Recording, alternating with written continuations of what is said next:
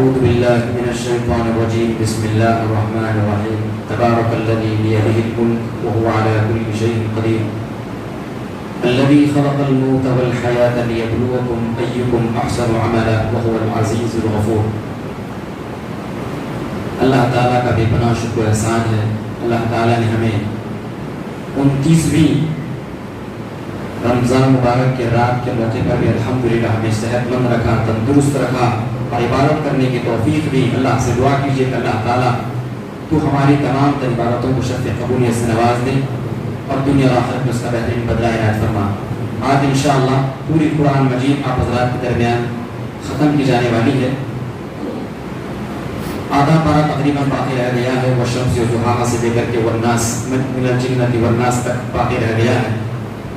دعا کیجیے کہ اللہ تعالی ہمارے لیے اس قرآن مجید کی تلاوت کو شفاعت کا ذریعہ, فلاح اور بہبودی کا ذریعہ اور کامیابی کا ذریعہ بنائے. آمین.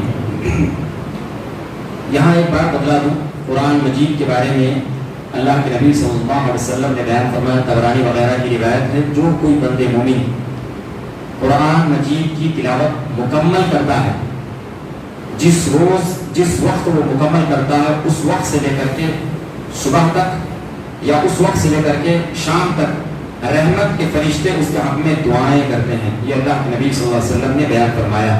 تو لہذا اگر مثال کے طور پر سمجھیے کہ ہم 1:30 بجے سے تراویح شروع کریں گے اور 2 بجے تک پوری قرآن ختم ہو جائے گی, تو انشاءاللہ 2 بجے سے لے کر کے ہمارے حق میں فرشتے دعائیں کریں گے. ہمارے لیے یقیناً خیر اور باعث اجر اور باعث شرف کی بات ہے کہ ہمارے لیے فرشتے بھی دعائیں کریں انشاءاللہ. آج آپ حضرات کے درمیان 29واں پارہ اور 30واں پارہ دونوں کا بڑے اختصار کے ساتھ خلاصہ پیش کیا جائے گا. سورۃ الملک, اللہ رب العالمین نے اس کے اندر اپنی بادشاہت کو بیان فرمایا ہے. اللہ نے ارشاد فرمایا, بڑی بابرکت ہے اللہ رب العالمین کی ذات جس کے ہاتھ میں بادشاہت ہے. وَهُوَ عَلَىٰ كُلِّ شَيْءٍ قَدِيرٌ, وہ ہر چیز پر قدرت والا ہے. الَّذِي خَلَقَ الْمَوْتَ وَالْحَيَاةَ لِيَبْلُوَكُمْ أَيُّكُمْ أَحْسَنُ عَمَلًا, جس نے موت کو پیدا کیا اور زندگی کو پیدا کیا تاکہ تم لوگوں کو آزمائے. أَيُّكُمْ أَحْسَنُ عَمَلًا, کہ تم میں کون بہتر عمل کرتا ہے. وَهُوَ الْعَزِيزُ الْغَفُورُ, اور وہ غالب ہے, بخشنے والا ہے.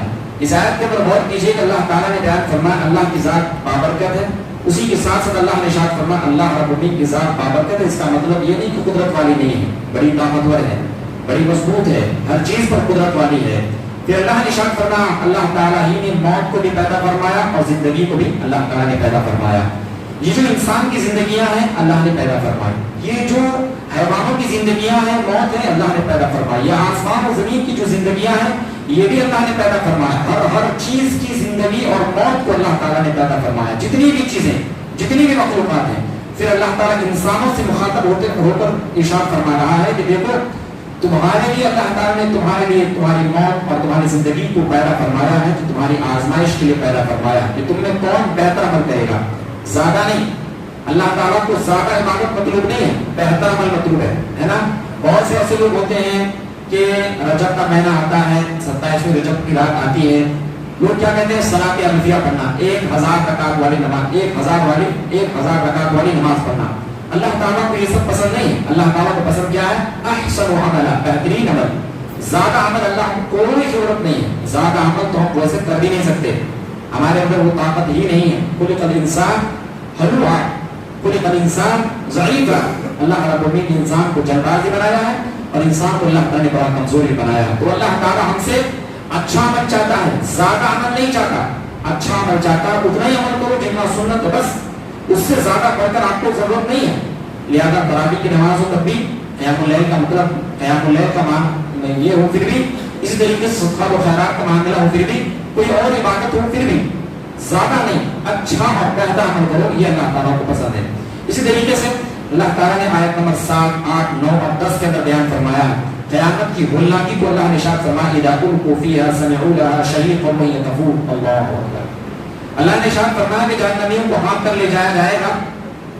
کافروں کے لیے جہنم کا عذاب ہوگا, دہتی بھی آگ ہوگی.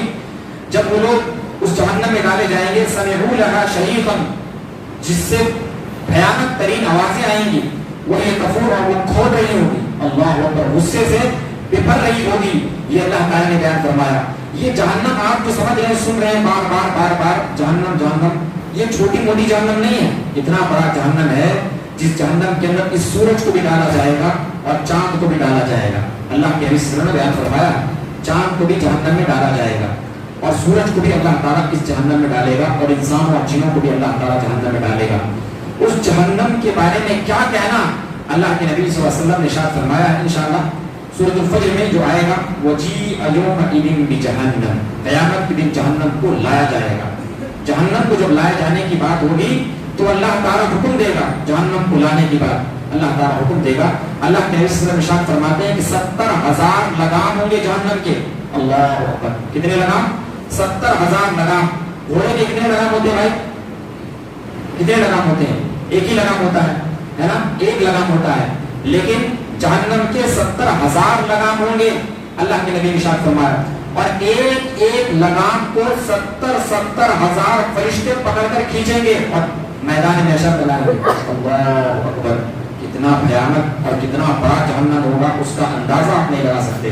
لہٰذا اس جہنم سے اللہ تعالیٰ نے ہمیں ڈرایا ہے اور فرمایا ہے کہ جب جہنم کو لایا جائے گا، جہنم میں جب داخل کیے جائیں گے تو جہنمی لوگوں کو جہنم دیکھ کر کے غصہ سے بپھر رہی ہوگی، اس طریقے سے جس طریقے سے ایک سانڈ کے سامنے دوسرا کوئی سانڈ آ جاتا ہے لڑنے کے لیے جس طریقے سے اپنے ناک سے آواز نکالتی ہے، بپھر رہی ہوتی ہے، اسی طریقے سے جہنم اپنے غصے کو ظاہر کرے گی۔ اللہ نے ارشاد فرمایا، پھر اللہ نے ارشاد فرمایا جب اس میں جہنمیوں کو ڈالا جائے گا، خزنتها الم یاتکم نذیر سألهم خزنتها الم یاتکم نذیر، وہاں کے جو نگراں ہوں گے جہنم کے وہ پوچھیں گے ارے بھائی اتنے بھیانک جہنم میں تمہیں داخل کیا جا رہا ہے، تمہارے پاس کوئی ڈرانے والا نہیں آیا تھا کیا؟ وہ لوگ کہیں گے بلا قد جاءنا نذیر، نہیں آیا تھا ڈرانے والا، فکذبنا وقلنا، لیکن ہم نے پرواہ نہیں کیا، جھٹلا دیا، وقلنا ما نزل اللہ من شیء، اور ہم نے کہا کہ نہیں اللہ تعالیٰ نے کچھ بھی نازل نہیں فرمایا ہے، ان انتم الا فی ضلال کبیر، وہ لوگ کہیں گے یقیناً تم بڑی ضلالت کی اور گمراہی کی زندگی بسر کر رہے تھے۔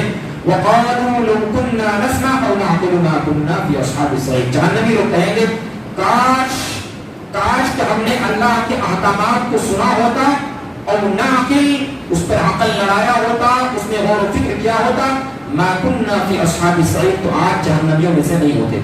آج کیا ہے؟ قرآن مجید کی آیات کو ہم بار بار سنتے ہیں، جہنم کا تذکرہ، جنت کا تذکرہ، حلال کا تذکرہ، حرام کا تذکرہ، اور اللہ کی قدرتوں کا تذکرہ، اللہ کی نشانیوں کا تذکرہ، بہت سی چیزوں کے تذکرے ہم سنتے ہیں، لیکن کیا ہے غور و فکر نہیں کرتے، جس کے نتیجے میں ہمارے اوپر اثر انداز نہیں ہوتی وہ سب باتیں۔ لہٰذا قیامت کے دن وہ لوگ افسوس کریں گے، کہیں گے کاش ہم نے سن کر عقل لڑایا ہوتا، غور و فکر کیا ہوتا، اس کے مطابق عمل کیے ہوتے، آج ہم جہنم میں نہیں جاتے۔ فَاعْتَرَفُوا بِذَنبِهِمْ، سارے کے سارے لوگ مان لیں گے کہ اللہ ہم نے گناہ کیا ہے، اللہ ہم نے گناہ کیا ہے۔ صحیح مسلم کی روایت میں ہے اللہ کے نبی صلی اللہ علیہ وسلم ایک مرتبہ ہنس پڑے، صحابہ کرام نے کہا اللہ کے نبی صلی اللہ علیہ وسلم آپ کیوں ہنس رہے ہیں؟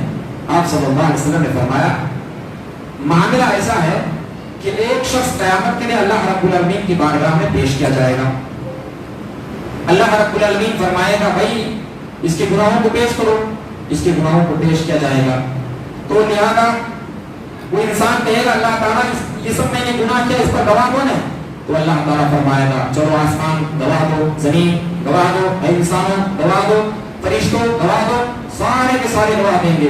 لہذا وہ انسان کہے گا اللہ یہ سب میرے دشمن ہیں، میں ان سب کی گواہی نہیں مان سکتا، میں یہ آسمان، یہ زمین، یہ انسان، یہ جمادات، یہ حیوانات سب میرے دشمن ہیں، اے اللہ میں ان سب کی گواہی نہیں مان سکتا۔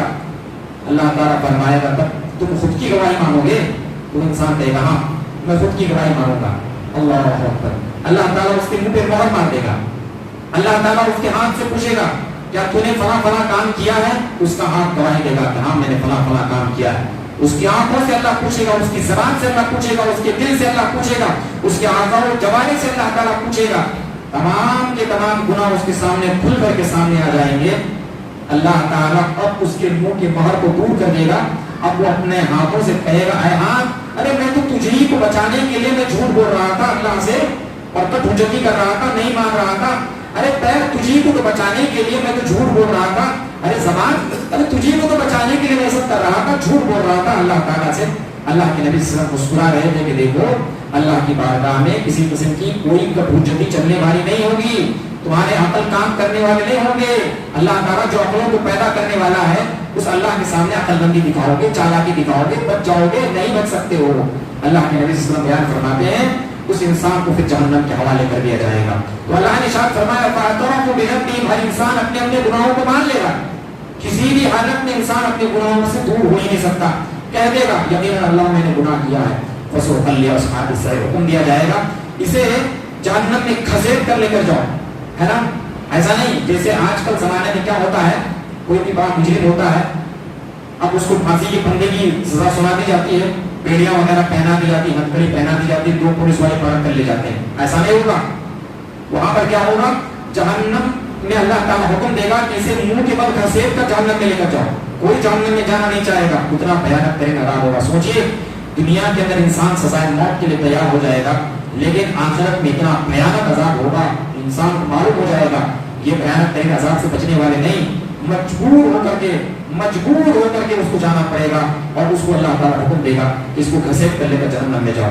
اللہ تعالیٰ نے ان آیات کے اندر 5 باتیں اور فکر کے بارے میں بیان فرمایا ہے.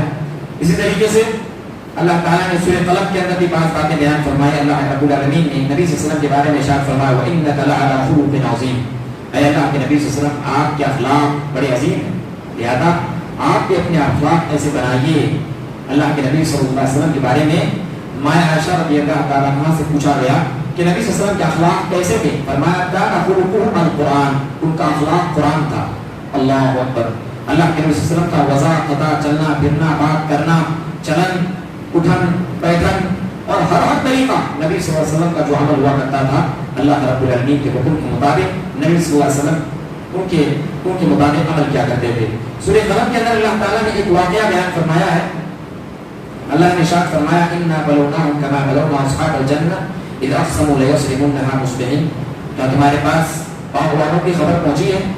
باغ والوں ان کا معاملہ ایسا تھا جیسے احادیث کے اندر آپ صحیح بخاری کی روایت کو اٹھائیں گے تو اللہ کے نبی صلی اللہ علیہ وسلم نے بیان فرمایا کہ ایک باغ والا تھا, بنی اسرائیل کا ایک باغ والا تھا, جس کا اللہ تعالیٰ نے بڑی تفصیل کے ساتھ تذکرہ فرمایا سورہ قلم میں آیت نمبر 17, 18, 19, 20, 21, 22, 23 اور اس طریقے سے 32 تک اللہ تعالیٰ نے تذکرہ فرمایا, بلکہ 33 تک, آیت نمبر 17 سے 33 تک اللہ تعالیٰ نے ان باغ والوں کا تذکرہ فرمایا ہے. تو اللہ کے نبی صلی اللہ علیہ وسلم نے ان باغ والوں کے بارے میں وضاحت کرتے ہوئے بیان فرمایا. باغ والوں کا معاملہ ایسا تھا کہ ایک شخص تھا جو بڑا مالدار تھا, جس کو اللہ تعالیٰ نے بہت بڑا بادشاہ عنایت فرمایا تھا اور بہت سارے اس کو اولاد بھی اللہ نے عنایت فرمائے تھے. اور اس کا بات کیا ہے, پورے مال و دولت کو 2 حصوں میں تقسیم کرتا تھا. ایک حصہ پورا کا پورا اللہ رب العالمین کی راہ میں خرچ کر دیا کرتا تھا, اور دوسرا حصہ مزید کھیتی کے لیے اور اپنے اخراجات کے لیے رکھ لیا کرتا تھا. بعض روایتوں میں ہے کہ وہ اپنے پورے مال و دولت کو 3 حصے میں تقسیم کر دیا کرتا تھا. ایک حصہ اللہ کی راہ میں خرچ کرتا تھا اور دوسرا حصہ مزید بونے کے لیے, کھیت میں مزید بونے کے لیے, کام کاج کے لیے خرچ کرتا تھا, اور ایک حصہ جو ہے وہ اپنے اوپر, اپنے اہل و عیال کے اوپر خرچ کیا کرتا تھا. لہذا جب اس آدمی کی وفات ہو گئی تو ان کے بیٹوں نے کہا ہمارا باپ بڑا بیوقوف تھا, سارا کا سارا مال لٹا دیا کرتا تھا, مال کی حفاظت ہی نہیں کرتا تھا, ورنہ ہمارے اور مزید کھیت ہوتے اور باغات ہوتے اور ہم بڑے مالدار ہوتے. ہمارا باپ بڑا بیوقوف تھا. ہم ایسا کریں گے, ہمارا جو یہ پھل بہت زیادہ آیا ہوا ہے, صبح ہونے سے پہلے ہم سب کے سب یہاں سے نکل جائیں گے اور نکل کر کے پوری کھیت ہم کاٹ ڈالیں گے, اور کسی مسکین کو پتہ نہیں چلنا چاہیے, ورنہ مسکینوں کو پتہ چل جائے گا کھیت چل رہا ہے تو سارے کے سارے مسکین آ کر کے اکٹھا ہو جائیں گے اور ہم سے مال لینے کی امید رکھیں گے. ایسے ہی ہوتا ہے, رمضان میں بھی ایسے معاملہ ہوتا ہے کہ کوئی مالدار آدمی ہوتا ہے, زکات نکالنے کی بات آتی ہے, پہلے ہی پیسے لینے کے لیے علماء آ جاتے ہیں مساجد کا ایک چندہ وغیرہ اکٹھا کرنے کے لیے, یا اسی طریقے سے بعض دور سے مسکین آ جاتے ہیں. تو لہٰذا اللہ نے ارشاد فرمایا کہ ان مساکین کے بارے میں ان لوگوں نے کہا مسکین آنا نہیں چاہیے, ویسا ہم انتظام کریں گے. صبح ہی صبح سارے کے سارے نکل پڑے. اللہ نے ارشاد فرمایا فلما رأوها قالوا إنا لضالون. جب ان لوگوں نے باغ کو آ کر دیکھا تو کہا شاید ہم لوگ راستہ بھٹک گئے, یہاں تو ہمارا باغ تھا, یہاں تو ہم نہیں ہے. اللہ تعالیٰ نے پورے کے پورے باغ کو زمین سے ملا دیا تھا. اللہ اکبر, پورے کے پورے درخت, پورے کے پورے جھاڑ وغیرہ کو اللہ تعالیٰ نے زمین سے ملا دیا تھا, صفاچت کر دیا تھا. اللہ نے ارشاد فرمایا ان لوگوں نے کہا بل نحن محرومون, دیکھو ہم گم نہیں ہوئے, اصل بات یہ ہے کہ اللہ نے ہمیں محروم کر دیا ہے. قال اوسطهم الم اقل لكم لولا تسبحون. بیچ والا جو بھائی تھا اس نے کہا کیا میں نے تمہیں نہیں کہا تھا کہ اللہ کی تسبیح بیان کرو، اس کی تعریف کرتے رہو، تم یہ سب سرکشی والے کام مت کرو، صدقات و خیرات کو اپنے پاس کھینچنے کی کوشش مت کرو، جن لوگوں کا حق ہے ان لوگوں کو دے دیا کرو. اور سبحان ربنا انا كنا ظالمین، سارے بھائی شرمندہ ہو گئے تھے، کاش کہ ہم ایسا نہ کیے ہوتے، اے رب العالمین ہم ہی ظالم ہیں. پھر اللہ تعالیٰ نے بیان فرمایا، ان لوگوں نے ندامت کا اظہار فرمایا، اللہ تعالیٰ سے دعا کی، اللہ تعالیٰ نے ان کی دعا کو قبول فرمایا. پھر اللہ تعالیٰ نے ان کو جو باغ عنایت فرمایا تھا اس کا دگنا اللہ تعالیٰ نے عنایت فرما دیا. تو لہٰذا آدمی کو کیا چاہیے؟ یتیم، فقیر، مسکین وغیرہ سے اپنی مال و دولت کو چھپانا نہیں چاہیے، ورنہ ہو سکتا ہے کہ اللہ تعالیٰ اس مال و دولت پر آفت لائے اور سارے کے سارے مال و دولت کو ہلاک و برباد کر دے، جس طریقے سے باغ والوں کے مال و دولت کو اللہ تعالیٰ نے ہلاک و برباد فرما دیا.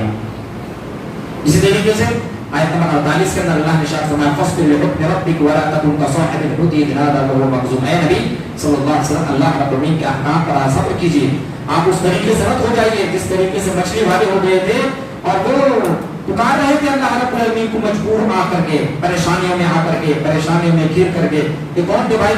جو مچھلی کے پیٹ میں داخل ہو گئے تھے اور پریشانیوں میں اللہ تعالیٰ کو پکار رہے تھے. کسی کو علم ہے؟ حضرت یونس علیہ السلام. ماشاء اللہ، اللہ تعالیٰ آپ سبھی کی برکت عنایت فرمائے. تو اللہ تعالیٰ نے ارشاد فرمایا، لہذا اللہ تعالیٰ نے گویا کہ بیان فرما دیا کہ دیکھو آدمی کو جلد بازی سے کام نہیں لینا ہے، اور خصوصی طور پر اس آدمی کو کام نہیں لینا ہے جو آدمی ایک صاحب حیثیت ہے، ایک آدمی ذمہ دار ہے. اس آدمی کو تو جلد بازی میں کبھی کام نہیں لینا ہے، بڑی سنجیدگی کے ساتھ، متانت کے ساتھ کام لینا ہے.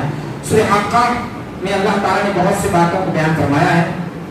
اللہ تعالیٰ نے ارشاد فرمایا کذبت ثمود وعاد بالقاریہ، زبردست آواز کے ذریعے سے اللہ تعالیٰ نے قوم ثمود کو اور قوم عاد کو ہلاک کر دیا. فاما ثمود فاغرقوا بالطاغیہ، قوم ثمود کو اللہ نے جو ہلاک فرمایا ان کی سرکشوں اور ان کے عناد اور ان کے کفر کی وجہ سے اللہ تعالیٰ نے انہیں ہلاک فرما دیا. قوم ثمود کی جانب ایک بہت ہی مشہور نبی کو اللہ تعالیٰ نے بھیجا تھا، جن کا نام کیا تھا؟ حضرت صالح علیہ السلام. حضرت صالح علیہ السلام قوم ثمود کی جانب اللہ تعالیٰ نے اس کو بھیجا تھا. لہذا آج بھی سعودی عرب کے قریب میں جب کوئی آدمی تبوک کے راستے میں جائے گا یقیناً وہاں راستوں میں آپ کو قوم ثمود کی بستیاں آپ کو مل جائیں گی. اللہ کے نبی صلی اللہ علیہ وسلم قوم ثمود کی بستی سے گزر رہے تھے، طبرانی کی روایت میں ہے، اسی طریقے سے مسند احمد وغیرہ کی روایت میں ہے. اللہ کے نبی صلی اللہ علیہ وسلم وہاں سے گزر رہے تھے تو آپ صلی اللہ علیہ وسلم نے فرمایا یہ قوم ثمود کی بستی ہے جہاں اللہ تعالیٰ نے عذاب لایا اور سارے کے سارے لوگوں کو ہلاک برباد فرما دیا ان کی سرکشی اور کفر کی وجہ سے. اچھا آپ یہ بتا سکتے ہیں قوم ثمود کو اللہ تعالیٰ نے کس وجہ سے ہلاک کیا تھا؟ کوئی اللہ تعالیٰ نے اونٹنی ان کے جانب بھیجا تھا معجزہ کے طور پر؟ بھیجا تھا نا؟ تو اللہ تعالیٰ نے بیان فرما دیا تھا کہ دیکھو اس اونٹنی کو قتل مت کرنا. ذہن میں ہے سب کے یا کچھ بتا دیں؟ اگر ذہن میں ہے تو ضرورت نہیں بتانے کی انشاءاللہ، بس خلاصے کے طور پر بتا دیتا ہوں. اللہ تعالیٰ نے حضرت صالح علیہ السلام کو نبی بنا کر بھیجا. صالح علیہ السلام ایک بہت بڑے خاندان سے اور بہت بڑی قوم سے تعلق رکھا کرتے تھے. انہوں نے جب تبلیغ و ارشاد کا کام کیا تو لوگوں نے ماننے سے انکار کیا. سارے کے سارے لوگوں نے ماننے سے انکار کیا.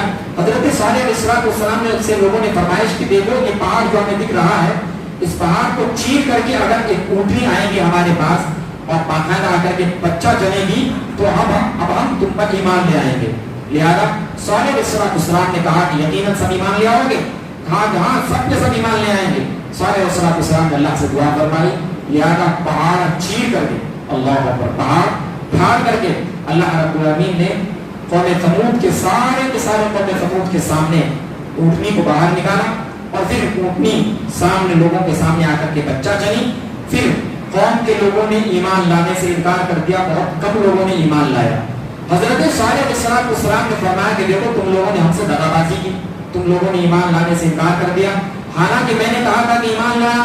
لہذا قوم کے لوگوں کو خبردار کیا. حضرت صالح علیہ السلام نے فرمایا کہ دیکھو یہ فلاں جو کنواں ہے اس کنویں کا پانی ایک روز صرف اور صرف یہ اونٹنی پیے گی اور دوسرے روز پورے قوم کے لوگ پیئیں گے، ورنہ دیکھو تمہاری خیریت نہیں ہے. لہذا صالح علیہ السلام نے پوری قوم کو دھمکا دیا. صالح علیہ السلام کی باتوں پر گرچہ وہ لوگ ایمان نہیں لا رہے تھے لیکن پھر بھی یقین تھا کہ یہ سچا آدمی کبھی جھوٹ بولتا نہیں ہے. لہذا قوم کے لوگ ڈر گئے، کہا کہ نہیں وہ پانی تو نہیں پیئیں گے.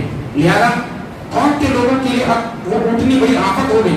حالانکہ اللہ تعالیٰ کو اس اونٹنی کے اندر بہت زیادہ برکتیں عنایت فرمائی تھی بنی اسرائیل کی اسرائیلی روایتوں میں ہے کہ اللہ رب العالمین نے اس اونٹنی کی اتنی زیادہ برکتیں عنایت فرمائی تھی کہ کوئی بھی مسافر اگر 50 کی تعداد میں 100 کی تعداد میں سینکڑوں کی تعداد میں اگر ہوتا اور اگر وہ چاہتا کہ یہاں پر آ کر کچھ کھاؤ پیوں اور قوم کے لوگ اسے مہمانی کرنے سے انکار کر دیتے تو صرف اور صرف اس اونٹنی کے دودھ سے سارے کے سارے لوگ پیٹ بھر لیا کرتے تھے. سینکڑوں کی تعداد میں 500 700 لوگ اپنے پیٹ کو بھر لیا کرتے. سوچیے کتنا زیادہ اللہ تعالیٰ نے اس کے اندر برکتیں رکھی تھی, لیکن قوم کے لوگوں نے اتنے بڑے معجزات کو دیکھا, اس کے باوجود بھی انکار کیا. مصدرک حاکم وغیرہ کی روایت میں ہے کہ اللہ کے نبی صلی اللہ علیہ وسلم نے بیان فرمایا ان کی قوم میں ایک بہت بڑا بدبخت آدمی تھا جس کا تذکرہ اللہ تعالیٰ نے سورہ شمس کے اندر بھی بیان فرمایا. اذ بعث اشقاها فقال لهم رسول الله ناقة الله وسقياها فكذبوه فعقروها فدمدم عليهم. اللہ نے ارشاد فرمایا کہ قوم کا سب سے بدبخت آدمی اٹھا اور اس کے دونوں پیروں کو کاٹ دیا. فكذبوه فعقروها, جھٹلایا حضرت صالح علیہ السلام کو اور دونوں پوچھوں کو کاٹ دیا, یعنی دونوں پیچھے کے پاؤں کو اس نے کاٹ دیا اور صالح علیہ السلام کی اونٹنی کو اس نے قتل کر دیا. صالح علیہ السلام یہ جو اونٹنی جو قتل کرنے والا آدمی تھا اس کے بارے میں اگر اسرائیلی روایتوں کا آپ مطالعہ کریں گے, احمد الغضنفری رحمہ اللہ ایک بہت بڑے عالم دین ہیں, انہوں نے حیات انبیاء علیہ السلام کی کتاب لکھی ہے. تقریباً ان کی کتاب 1100 صفحات پر ہے. 1100 صفحات پر انہوں نے غالباً 25 انبیاء علیہ السلام کا تذکرہ فرمایا ہے. اس کے اندر آپ دیکھیں گے تفصیل کے ساتھ یہ حدیث موجود ہے, اسرائیلی روایت کی حدیث موجود ہے کہ اس کے اندر جو قوم کے لوگ اکٹھا ہوئے تھے صالح علیہ السلام کی اونٹنی کو قتل کرنے کے لیے, وہ دو قسم کے لوگ تھے. ایک قسم کا وہ انسان تھا, ایک قسم کے وہ لوگ تھے, ایک بوڑھی تھی, بوڑھی کے تقریباً 2 بیٹیاں تھیں اور پورے قوم میں سب سے زیادہ خوبصورت بیٹیاں تھیں. اس بوڑھی نے کہا تھا کہ سارے کے اس اونٹنی کو جو بھی کوئی قتل کرے گا یہ دونوں بیٹیاں اس کو دے دی جائے گی, دونوں بیٹیاں اس کو دے دی جائے گی. 2 نوجوان جو بڑے حساس تھے, ہمارے آج کل کے نوجوانوں کی طرح بڑے جذباتی تھے, کہا لڑکی ملے گی ایک اونٹنی کو قتل کرنے سے, چلو قوم کے اندر سب سے زیادہ خوبصورت لڑکی اگر ہمیں ہماری زوجیت میں ملے گی تو یقیناً ہم یہ کام کریں گے. لہٰذا 2 لوگ تیار ہوئے اور صالح علیہ السلام کی اونٹنی کو مارنے کے لیے تیار ہو گئے. اور قوم کے وہ بدماش, وہ اوباش قسم کے لوگ, جو گنڈے قسم کے لوگ تھے, ان لوگوں سے کہا کہ بھائی دیکھو ایسا نہ ہو کہ صالح علیہ السلام کے پیروکار آ جائیں, لہذا تم لوگ سنبھالنا. ان لوگوں نے کہا ہم لوگ سنبھال لیں گے, سارا کا سارا معاملہ ہم لوگ سنبھال لیں گے. کہ اونٹنی پر نظر رکھنا, اونٹنی جدھر جدھر جائے گی اس پر نظر رکھنا, دیکھنا کہیں کوئی آدمی تو نہیں آ رہا جس کی وجہ سے ہمارے اور اس کے درمیان مٹبھیڑ ہو جائے, جنگ ہو جائے. لہذا ان لوگوں نے نظر رکھا, باقاعدہ ان لوگوں نے تیر چلایا. صالح علیہ السلام کی اس اونٹنی کے قریب وہ 2 بدبخت گئے اور دونوں کے دونوں پیروں کو کاٹ ڈالا. تو اللہ تعالیٰ نے اسی کے بارے میں بیان فرمایا یہ قوم کے سب سے گھناؤنے انسان تھے, اس لیے اللہ تعالیٰ نے پوری قوم کو ہلاک کر دیا ان کی وجہ سے, کیونکہ پوری کی پوری قوم کے لوگ ان کے سپورٹ میں آ گئے تھے. ان کے سپورٹ میں آ کر کے کہا تھا کہ تم نے اچھا کام کیا, اس اونٹنی کی وجہ سے ہم بڑے تکلیف میں آ گئے تھے. سارے پہلے ہی دھمکی دے چکا تھا کہ اگر ہم پانی پیئیں گے اور نہیں چھوڑیں گے ایک دن اس اونٹنی کے لیے تو ہمارے لیے ہلاکتی بربادی ہوگی. اب تو اونٹنی چلی گئی, اب ہمارا کام آسان ہو گیا. صالح علیہ السلام کو پتا چلا, صالح علیہ السلام فوراً آئے, تشریف لائے اور فرمایا کہ قوم کے لوگوں کیا میں نے نہیں کہا تھا کہ اس اونٹنی کو قتل مت کرنا, واللہ اللہ رب العالمین تمہیں دردناک عذاب کا مزہ چکھائے گا, بس 3 دن اور 3 رات انتظار کرو, اللہ رب العالمین تمہیں ہلاک و برباد کر دے گا. اللہ کے نبی نے بیان فرمایا پہلی رات ان تمام لوگوں کے چہرے لال ہو گئے, دوسری رات ان تمام لوگوں کے چہرے پیلے ہو گئے, پھر تیسری رات ان تمام لوگوں کے چہرے کالے ہو گئے. پھر رب العالمین نے سارے کے سارے قوم کو چنگھاڑ کے ذریعے سے, ایک آواز کے ذریعے سے تباہ و برباد کروا دیا. بہت سے لوگوں نے اس بات کی کوشش کی کہ اس علاقے سے ہم نکل جائیں, مسلمانوں کے ساتھ ہو کر کے, لیکن اللہ تعالیٰ نے انہیں نکلنے کی طاقت ہی نہیں دی. اللہ اکبر. وہ لوگ بہت زیادہ کوشش کیے کیونکہ صالح علیہ السلام کی باتوں پر سارے لوگوں کو یقین آ گیا اور چہرے بھی بدلنا شروع ہو گئے تھے. خوف ان لوگوں کے اندر ایسے آثار پیدا کر لیے تھے. بس 3 دن 3 رات حضرت صالح علیہ السلام نے بیان فرمایا تھا. اللہ تعالیٰ نے سورہ ہود کے اندر بڑی تفصیل کے ساتھ تذکرہ فرمایا ہے تو قوم سمود کو اللہ تعالیٰ نے ایک چنگھاڑ کے ذریعے سے ہلاک برباد فرما دیا تھا حضرت صالح علیہ السلام کی نافرمانی کی وجہ سے، اور حضرت صالح علیہ السلام کی جو اٹھنی تھی اس کی پوچھیں کاٹ دینے کی وجہ سے۔ اللہ تعالیٰ نے سورہ حاقہ کے اندر قیامت کے بارے میں بھی تھوڑا سا ایک تذکرہ فرمایا۔ اللہ نے ارشاد فرمایا فَإِذَا نُفِخَ فِي الصُّورِ نَفْخَةٌ وَاحِدَةٌ، جب پہلی مرتبہ سور پھونکا جائے گا وَحُمِلَتِ الْأَرْضُ وَالْجِبَالُ فَدُكَّتَا دَكَّةً وَاحِدَةً، زمین اٹھا لی جائے گی، پہاڑ اٹھا لیے جائیں گے، اور اللہ تعالیٰ ان لوگوں کو ٹکرا دے گا۔ پھر اللہ نے ارشاد فرمایا یہ ساری کی ساری چیزوں کو اللہ تعالیٰ ٹکرا دے گا، فَيَوْمَئِذٍ وَقَعَتِ الْوَاقِعَةُ، قیامت قائم ہو جائے گی۔ لہذا اللہ تعالیٰ نے بیان فرمایا کہ ساری کی ساری چیزوں کو اللہ تعالیٰ ٹکرا دے گا۔ بہت سے سائنسداں ہیں کہتے ہیں کہ 1,00,000 سال کے بعد، 5,000 سال کے بعد فلاں پلانٹ آ کر کے زمین سے ٹکرا جائے گی اور یہ سب ختم ہو جائے گا۔ اللہ نے ارشاد فرمایا کہ جو ٹکرانے کی بات آئے گی تو اللہ تعالیٰ اس وقت سور پھونکنے کا حکم دے گا۔ جب سور اللہ تعالیٰ پھونکنے کا حکم دے گا، اسرافیل علیہ السلام کو سور پھونکا جائے گا، سارے کے سارے پلانٹ ٹکرا جائیں گے۔ یہ پہاڑ بھی اللہ نے ارشاد فرمایا تکون الجبال کالعہن المنفوش، دھنی ہوئی روئی کی طرح اڑنے لگے گی۔ دھنی ہوئی جانتے ہیں، ایک کو سمجھیے کہ کوئی آپ نے گدا بنایا ہوا ہے، اب گدے میں روئی کیا چپک گئی ہے، لہذا بہت زیادہ چپک گیا اور بہت زیادہ ہارڈ ہو گیا۔ اب اس کے اوپر کیا ہے، لوگ ڈنڈا مارتے ہیں، زور زور سے ڈنڈا مارتے ہیں۔ ڈنڈا مارنے کی وجہ سے کیا ہوتا ہے، روئی ہوتا ہے تھوڑا تھوڑا کھل جاتا ہے، کھل کر کے کیا ہے تھوڑا تھوڑا اڑنے لگتا ہے، تو وہی ہے دھنی ہوئی روئی۔ اللہ نے ارشاد فرمایا کہ دھنی ہوئی روئی کی طرح یہ پہاڑ اڑنے لگیں گے۔ اللہ اکبر، کتنا بھیانک قیامت کا عالم ہوگا۔ اللہ نے ارشاد فرمایا انشقت السماء، اور آسمان پھٹ جائے گا، فَيَوْمَئِذٍ وَاهِيَةٌ، اس دن اللہ رب العالمین جو کارنامہ دکھانا چاہے گا وہ کارنامہ ہو جائے گا۔ اللہ نے ارشاد فرمایا وَالْمَلَكُ عَلَى أَرْجَائِهَا، اس روز اللہ رب العالمین کے جو فرشتے ہیں وہ آسمان کے کنارے کنارے ہو جائیں گے۔ وَيَحْمِلُ عَرْشَ رَبِّكَ فَوْقَهُمْ يَوْمَئِذٍ ثَمَانِيَةٌ، اور قیامت کے دن اللہ رب العالمین کے عرش کو کتنے فرشتے اٹھائے رکھیں گے، 8 فرشتے اٹھائے رکھیں گے۔ اللہ اکبر، کتنے عظیم فرشتے ہیں یہ 8 فرشتے۔ یاد رکھیں یہ 8 فرشتے جو ہے نا یہ دعائیں کرتے ہیں مومنوں کے بارے میں۔ اللہ تعالیٰ نے سورہ زخرف کے اندر بیان فرمایا الذين يحملون العرش ومن حوله يسبحون بحمد ربهم ويؤمنون به ويستغفرون للذين آمنوا، اللہ تعالیٰ سے دعا کرتے ہیں اللہ تعالیٰ جو تیری حضور توبہ کرنے والے، استغفار کرنے والے، ان سارے مومنوں کو اللہ تعالیٰ تو معاف فرما دے۔ یہ 8 فرشتے دعائیں کرتے رہتے ہیں۔ یہ 8 فرشتے بڑی طاقتور ہیں۔ اللہ رب العالمین نے صرف 8 فرشتوں کے ذریعے سے سارے آسمان سارے عرش کو اللہ تعالیٰ اٹھائے ہوئے رکھنے کا حکم دے گا۔ اللہ نے ارشاد فرمایا، پھر اللہ نے ارشاد فرمایا فَيَوْمَئِذٍ تُعْرَضُونَ لَا تَخْفَىٰ مِنكُمْ خَافِيَةٌ، جو انسان جو کچھ بھی عمل کیا ہوگا، کتنا بھی چھپا کر رکھا ہوگا اس عمل کو، لیکن قیامت کے دن وہ تمام کے تمام چھپے ہوئے اعمال کو اللہ تعالیٰ کی بارگاہ میں پیش کر دیا جائے گا۔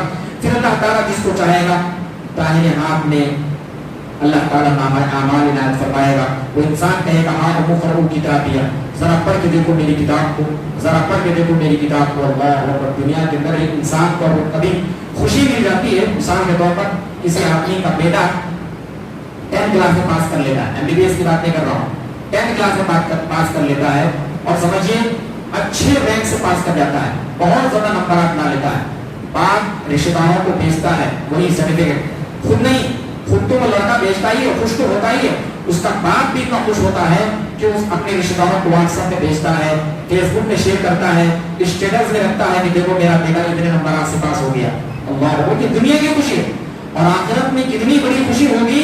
ہاتھوں اور کتاب یہ اچھل اچھل کر آتی ہے، خوشی کے مارے کہے گا لو میرے نام اعمال کو پڑھو، لو لو لو میرے نام اعمال کو پڑھو۔ اللہ اکبر، دعا کیجیے اللہ تعالیٰ ہمیں انہیں خوش نصیب بندوں میں شامل فرمائے۔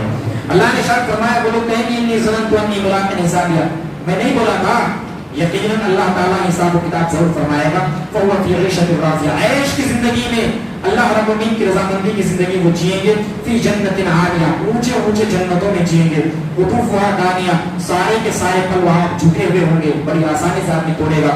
کلوا واشربوا، کہا جائے گا کھاؤ پیو گھومو مستی کرو، فی الایام الخالیہ، یہ اللہ رب العالمین کے دیے ہوئے خوش نصیب کے ایام ہیں۔ لہذا پھر اللہ نے ارشاد فرمایا وَأَمَّا مَنْ أُوتِیَ کِتَابَهُ بِشِمَالِهِ، جس کسی بدبخت کو اس کے لیفٹ ہاتھ میں، بائیں ہاتھ میں نام اعمال دیا جائے گا، فَيَقُولُ يَا لَيْتَنِي لَمْ أُوتَ کِتَابِیَهْ، وہ کہے گا کاش کاش کہ اللہ تعالیٰ میرے ہاتھوں میں نام اعمال کو نہ دیا ہوتا۔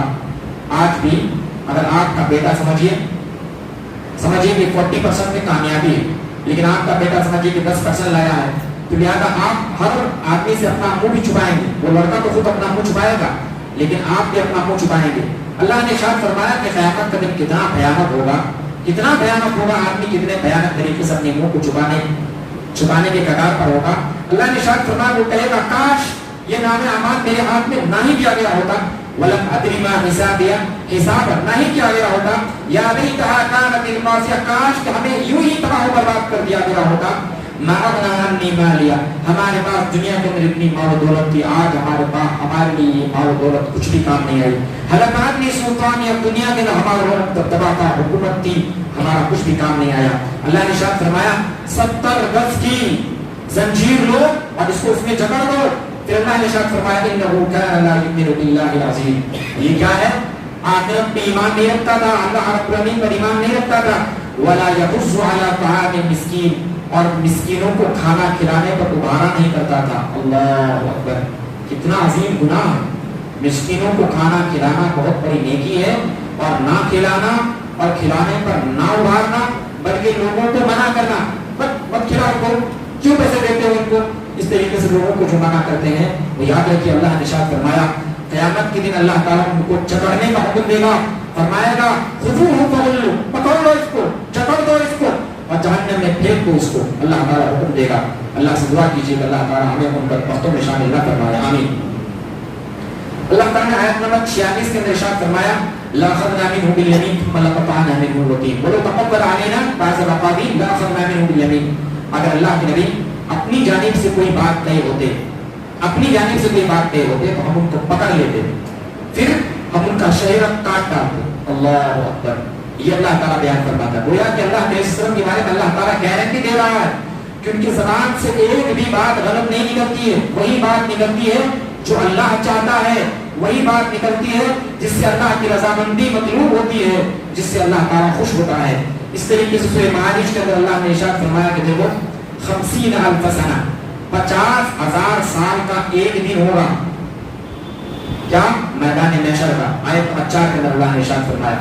अल्लाह ताला ने आयत नंबर 9 के अंदर इरशाद फरमाया, 8, 9, 10, 11, 12, 16 तक आप मुताला कर लीजिए। अल्लाह ने इरशाद फरमाया यौम तकूनु सनाउ कल-मुहल व तकूनु जिबालु कल-ऐन, उस दिन को याद करो जिस दिन अल्लाह रब्बुल आलमीन सारे आसमान को कल-मुहल, तेल की तलछट की तरह कर देगा, पिघले हुए तांबे की तरह कर देगा, है ना। अगर बहुत बड़ा तांबा समझिए कि तांबे की बहुत बड़ी प्लेट बनी हुई है, आप उसको पिघला देंगे तो पिघला हुआ तांबा इतना छोटा सा हो जाएगा, इतना छोटा सा हो जाएगा, एक जगह जम जाएगा। अल्लाह ने इरशाद फरमाया कि पिघले हुए तांबे की तरह हो जाएगा ये सारा बड़ा आसमान। व तकूनुल जिबालु कल-ऐन व ला यसअलु हमीमुन हमीमा, अल्लाह ने इरशाद फरमाया कि देखो उस दिन कोई गहरा दोस्त किसी गहरे दोस्त के कुछ भी काम नहीं आएगा। युबस्सरूनहुम यवद्दुल मुजरिम, वो तमाम के तमाम दोस्त से दिखाए जाएंगे, ये तेरा दोस्त सामने से गुजर रहा है, इधर से गुजर रहा है, उधर से गुजर रहा है। यवद्दुल मुजरिम लौ यफ्तदी मिन अज़ाबि यौमिइज़िन बिबनीह, मुजरिम चाहेगा काश कि अल्लाह रब्बुल आलमीन इस आदाब के बदले में मुझे अपने बेटों को देने की तौफीक देता, व साहिबतिही व अखी, अपनी बीवियों को ही, अपने भाइयों को ही, व फसीलतिही लती तुवी, अपने खानदान को ही मैं अपने जुर्म के बदले में इनको छोड़ देता, जो मेरे खानदान के लोग हमेशा दुनिया के अंदर मेरे लिए लड़ लिया करते थे। अल्लाह ने इरशाद फरमाया वमन फिल अर्ज़ि जमीअन सुम्मा युनजी, वो इंसान कहेगा काश कि मेरे बदले में सारी की सारी मखलूक़ात को ही अल्लाह ताला जहन्नम में डाल देता और मुझे जहन्नम से बचा लेता। अल्लाह, सोचिए इंसान अपने बाप, अपने बच्चों, अपने बीवियों को पालने के लिए अपनी जान तक को दांव पे लगा देता है दुनिया के अंदर। कई ऐसे बम ब्लास्ट वगैरह के बारे में सुना गया है, खुदकुश हमले के बारे में सुना गया है कि फलां मंत्री हलाक व बर्बाद हुआ, फलां आदमी हलाक व बर्बाद हुआ खुदकुश हमले की वजह से। उसके पीछे एक मास्टरमाइंड था जिसने कह दिया था कि देखो अगर तू हमला करके सारों को हलाक कर देगा, इस आदमी को मार देगा, खुद को मार लेगा तो मार लेगा, उसको आदमी को अगर मार देगा तो हम तेरे बीवी बच्चों को 10 करोड़ रुपए दे देंगे। लिहाजा आदमी क्या है, तैयार हो जाता है। अल्लाह ने इरशाद फरमाया क़यामत का दिन कितना भयानक होगा कि वो इंसान कहेगा अल्लाह मेरे बदले में मेरे बेटों को जहन्नम में डाल दे, मेरे बदले में मेरी बीवियों को, मेरे भाइयों को, मेरे पूरे खानदान के लोगों को बल्कि पूरी कायनात के लोगों को जहन्नम में डाल दे, मुझे अकेला बचा ले। अल्लाह अकबर। अल्लाह ने इरशाद फरमाया कल्ला इन्नहा लज़ा, नहीं, ऐसा चलने वाला नहीं होगा। नज़्ज़ाअतन लिश्शवा, पेशानी के बाद पकड़ो, घसीट कर इसे लेकर के आओ। अल्लाह ने इरशाद फरमाया, लिहाजा फिर अल्लाह ताला उसे जहन्नम में डालने का हुक्म देगा। तो अल्लाह ताला ने बयान फरमाया है कि देखो आखिरत की तैयारी कर लो, आखिरत की जो आग है, आखिरत की जो सजा है बड़ी भयानक है, बड़ी खतरनाक है। इंसान आज दुनिया के अंदर मौत को लेने के लिए तैयार हो जाता, अपनी बीवी बच्चों की खुशी के लिए, अपनी बीवी बच्चों को खुश रखने के लिए, मुसीबत से दूर करने के लिए। लेकिन आखिरत का कितना भयानक आलम होगा कि अल्लाह ताला ने बयान फरमा दिया। इंसान को थोड़ी बहुत परेशानियां दुनिया के बदलाव होती है, परेशानियों को इंसान सह नहीं पाता है, खुदकुशी कर लेता है, लेकिन जहन्नम में जाने के बाद तो ये भी चांस खत्म हो गया। खुदकुशी भी करेगा तब भी मरेगा नहीं, किसी भी हाल में मरने उसको मौत आने वाली नहीं होगी। इसीलिए अल्लाह ने बयान फरमा दिया कि तैयारी कर लो। सूरह नूह के अंदर अल्लाह ताला ने बहुत से अहकामात को बयान फरमाया। उनमें से सूरह नूह, हज़रत नूह अलैहिस्सलाम के बारे में अल्लाह ने तज़किरा फरमाया। नूह अलैहिस्सलाम अपने कौम के लोगों को सुबह शाम रात दिन अकेले में अल ऐलान तरीके से ऐलान फरमाया करते थे, इस्लाम में जाने बुलाया करते थे। अल्लाह ने इरशाद फरमाया उन लोगों की हालत ऐसी थी कि वो कान पे उंगलियां डाल लेते, कोई पहचान ना पाए इसलिए कपड़ा ओढ़ लेते थे। कभी आएगा मेरे पास आकर बकवास करेगा, फुजूल में मुझे बुलाएगा कि आओ अल्लाह के रास्ते में, और तौहीद की जानिब अल्लाह ताला के रास्ते को अपनाओ। इतना ज्यादा हजरत नूह अलैहिस्सलाम से लोग भागने लगे थे। अल्लाह ने इरशाद फरमाया कि नूह अलैहिस्सलाम ने अपने कौम के लोगों से कहा फकुल तुस्तगफिरू रब्बकुम इन्नहु काना गफ्फारा, मेरे कौम के लोगों इस्तिगफार करो, अल्लाह तुम्हारे सारे गुनाहों को माफ फरमा देगा। युरसिलिस समाअ अलैकुम मिदरारा, तुम ताकतवर हो, अल्लाह ताला मज़ीद तुम्हें क़ुव्वत इनायत फरमाएगा, बारिश नाज़िल फरमाएगा। अल्लाह ताला तुम्हें बेटे देगा, तुम्हारे माल दौलत में जो कमी है उसको पूरी कर देगा। वयजअल लकुम अनहारा, अल्लाह ताला तुम्हारे लिए बागात पैदा फरमा देगा। मा लकुम ला तर्जूना लिल्लाहि वक़ारा, तुम्हें क्या है कि तुम अल्लाह रब्बुल आलमीन की वक़ार को, उसकी इज्जत को, उसके मकाम को समझने की कोशिश नहीं करते।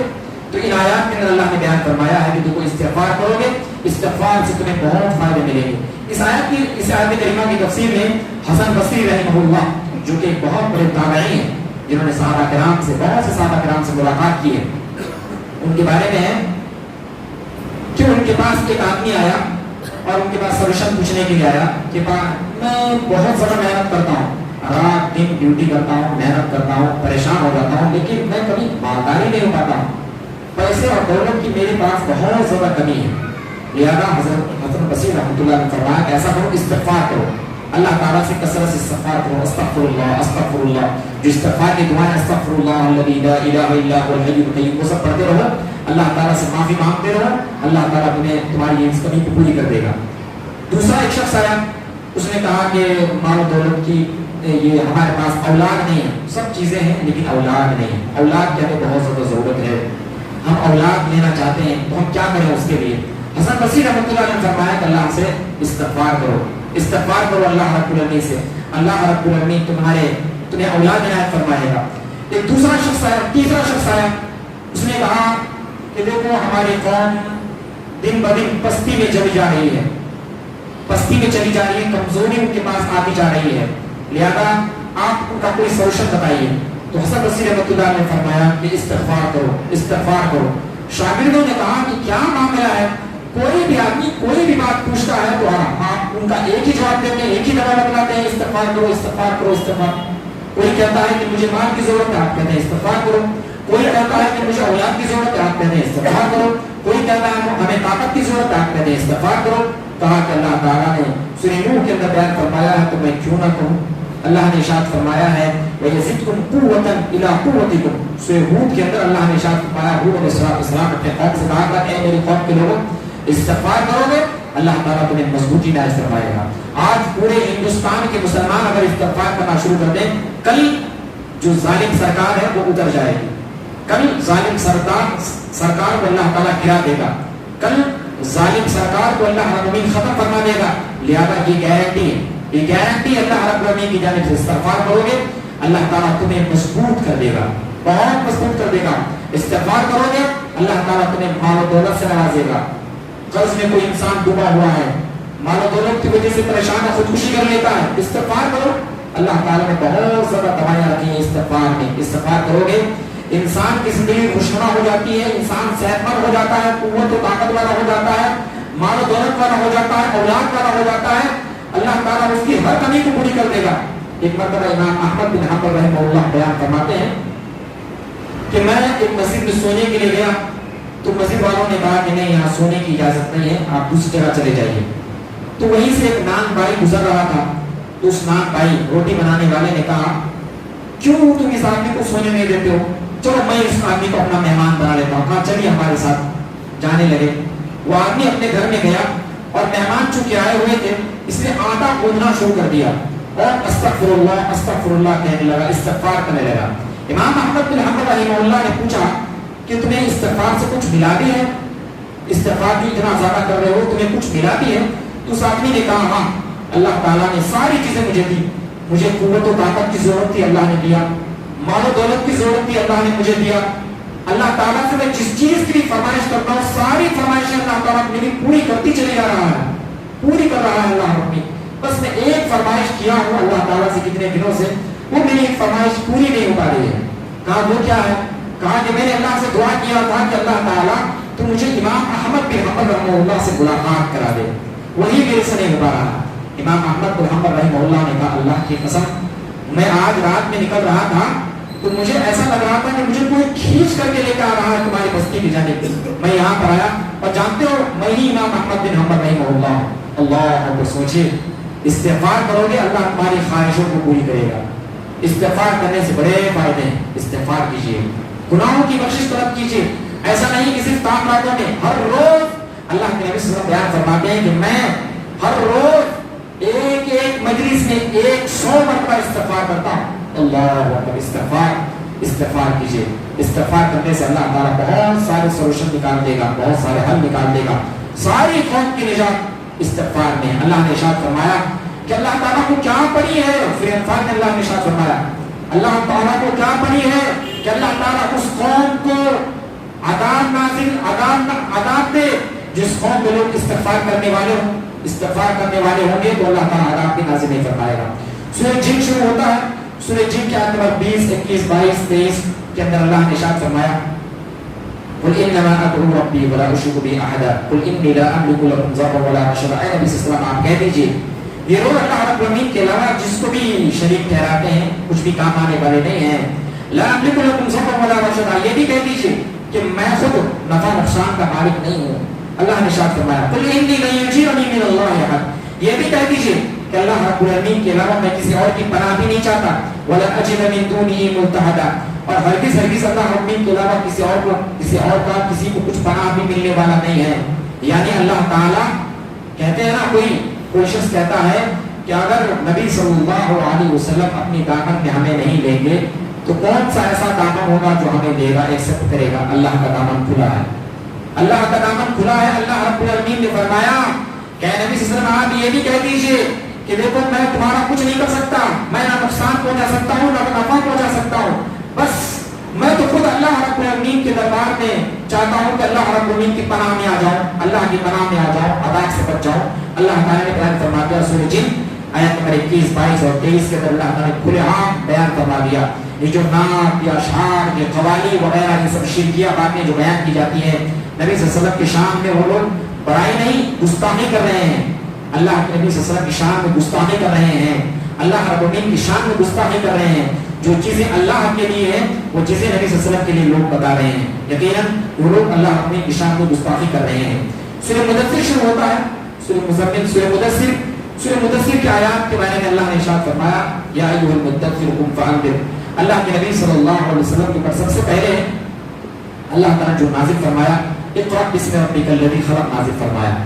اللہ کے نبی صلی اللہ علیہ وسلم کی حالت یہ ہو گئی تھی کہ نبی صلی اللہ علیہ وسلم اپنی بیوی کے پاس گئے، فرمایا زملونی کپڑا اڑا دو مجھے، کپڑا اڑا دو مجھے، پتہ نہیں کون سا ایسا شخص، کون سا شیطان مجھ پر حاوی ہو گیا، یا میری جان لینے کا پتہ نہیں، مجھے نہیں معلوم میرے ساتھ آج کیا ہونے والا ہے، مجھے میرے لیے تباہی اور بربادی ہوگی، مجھے ایسا لگ رہا ہے۔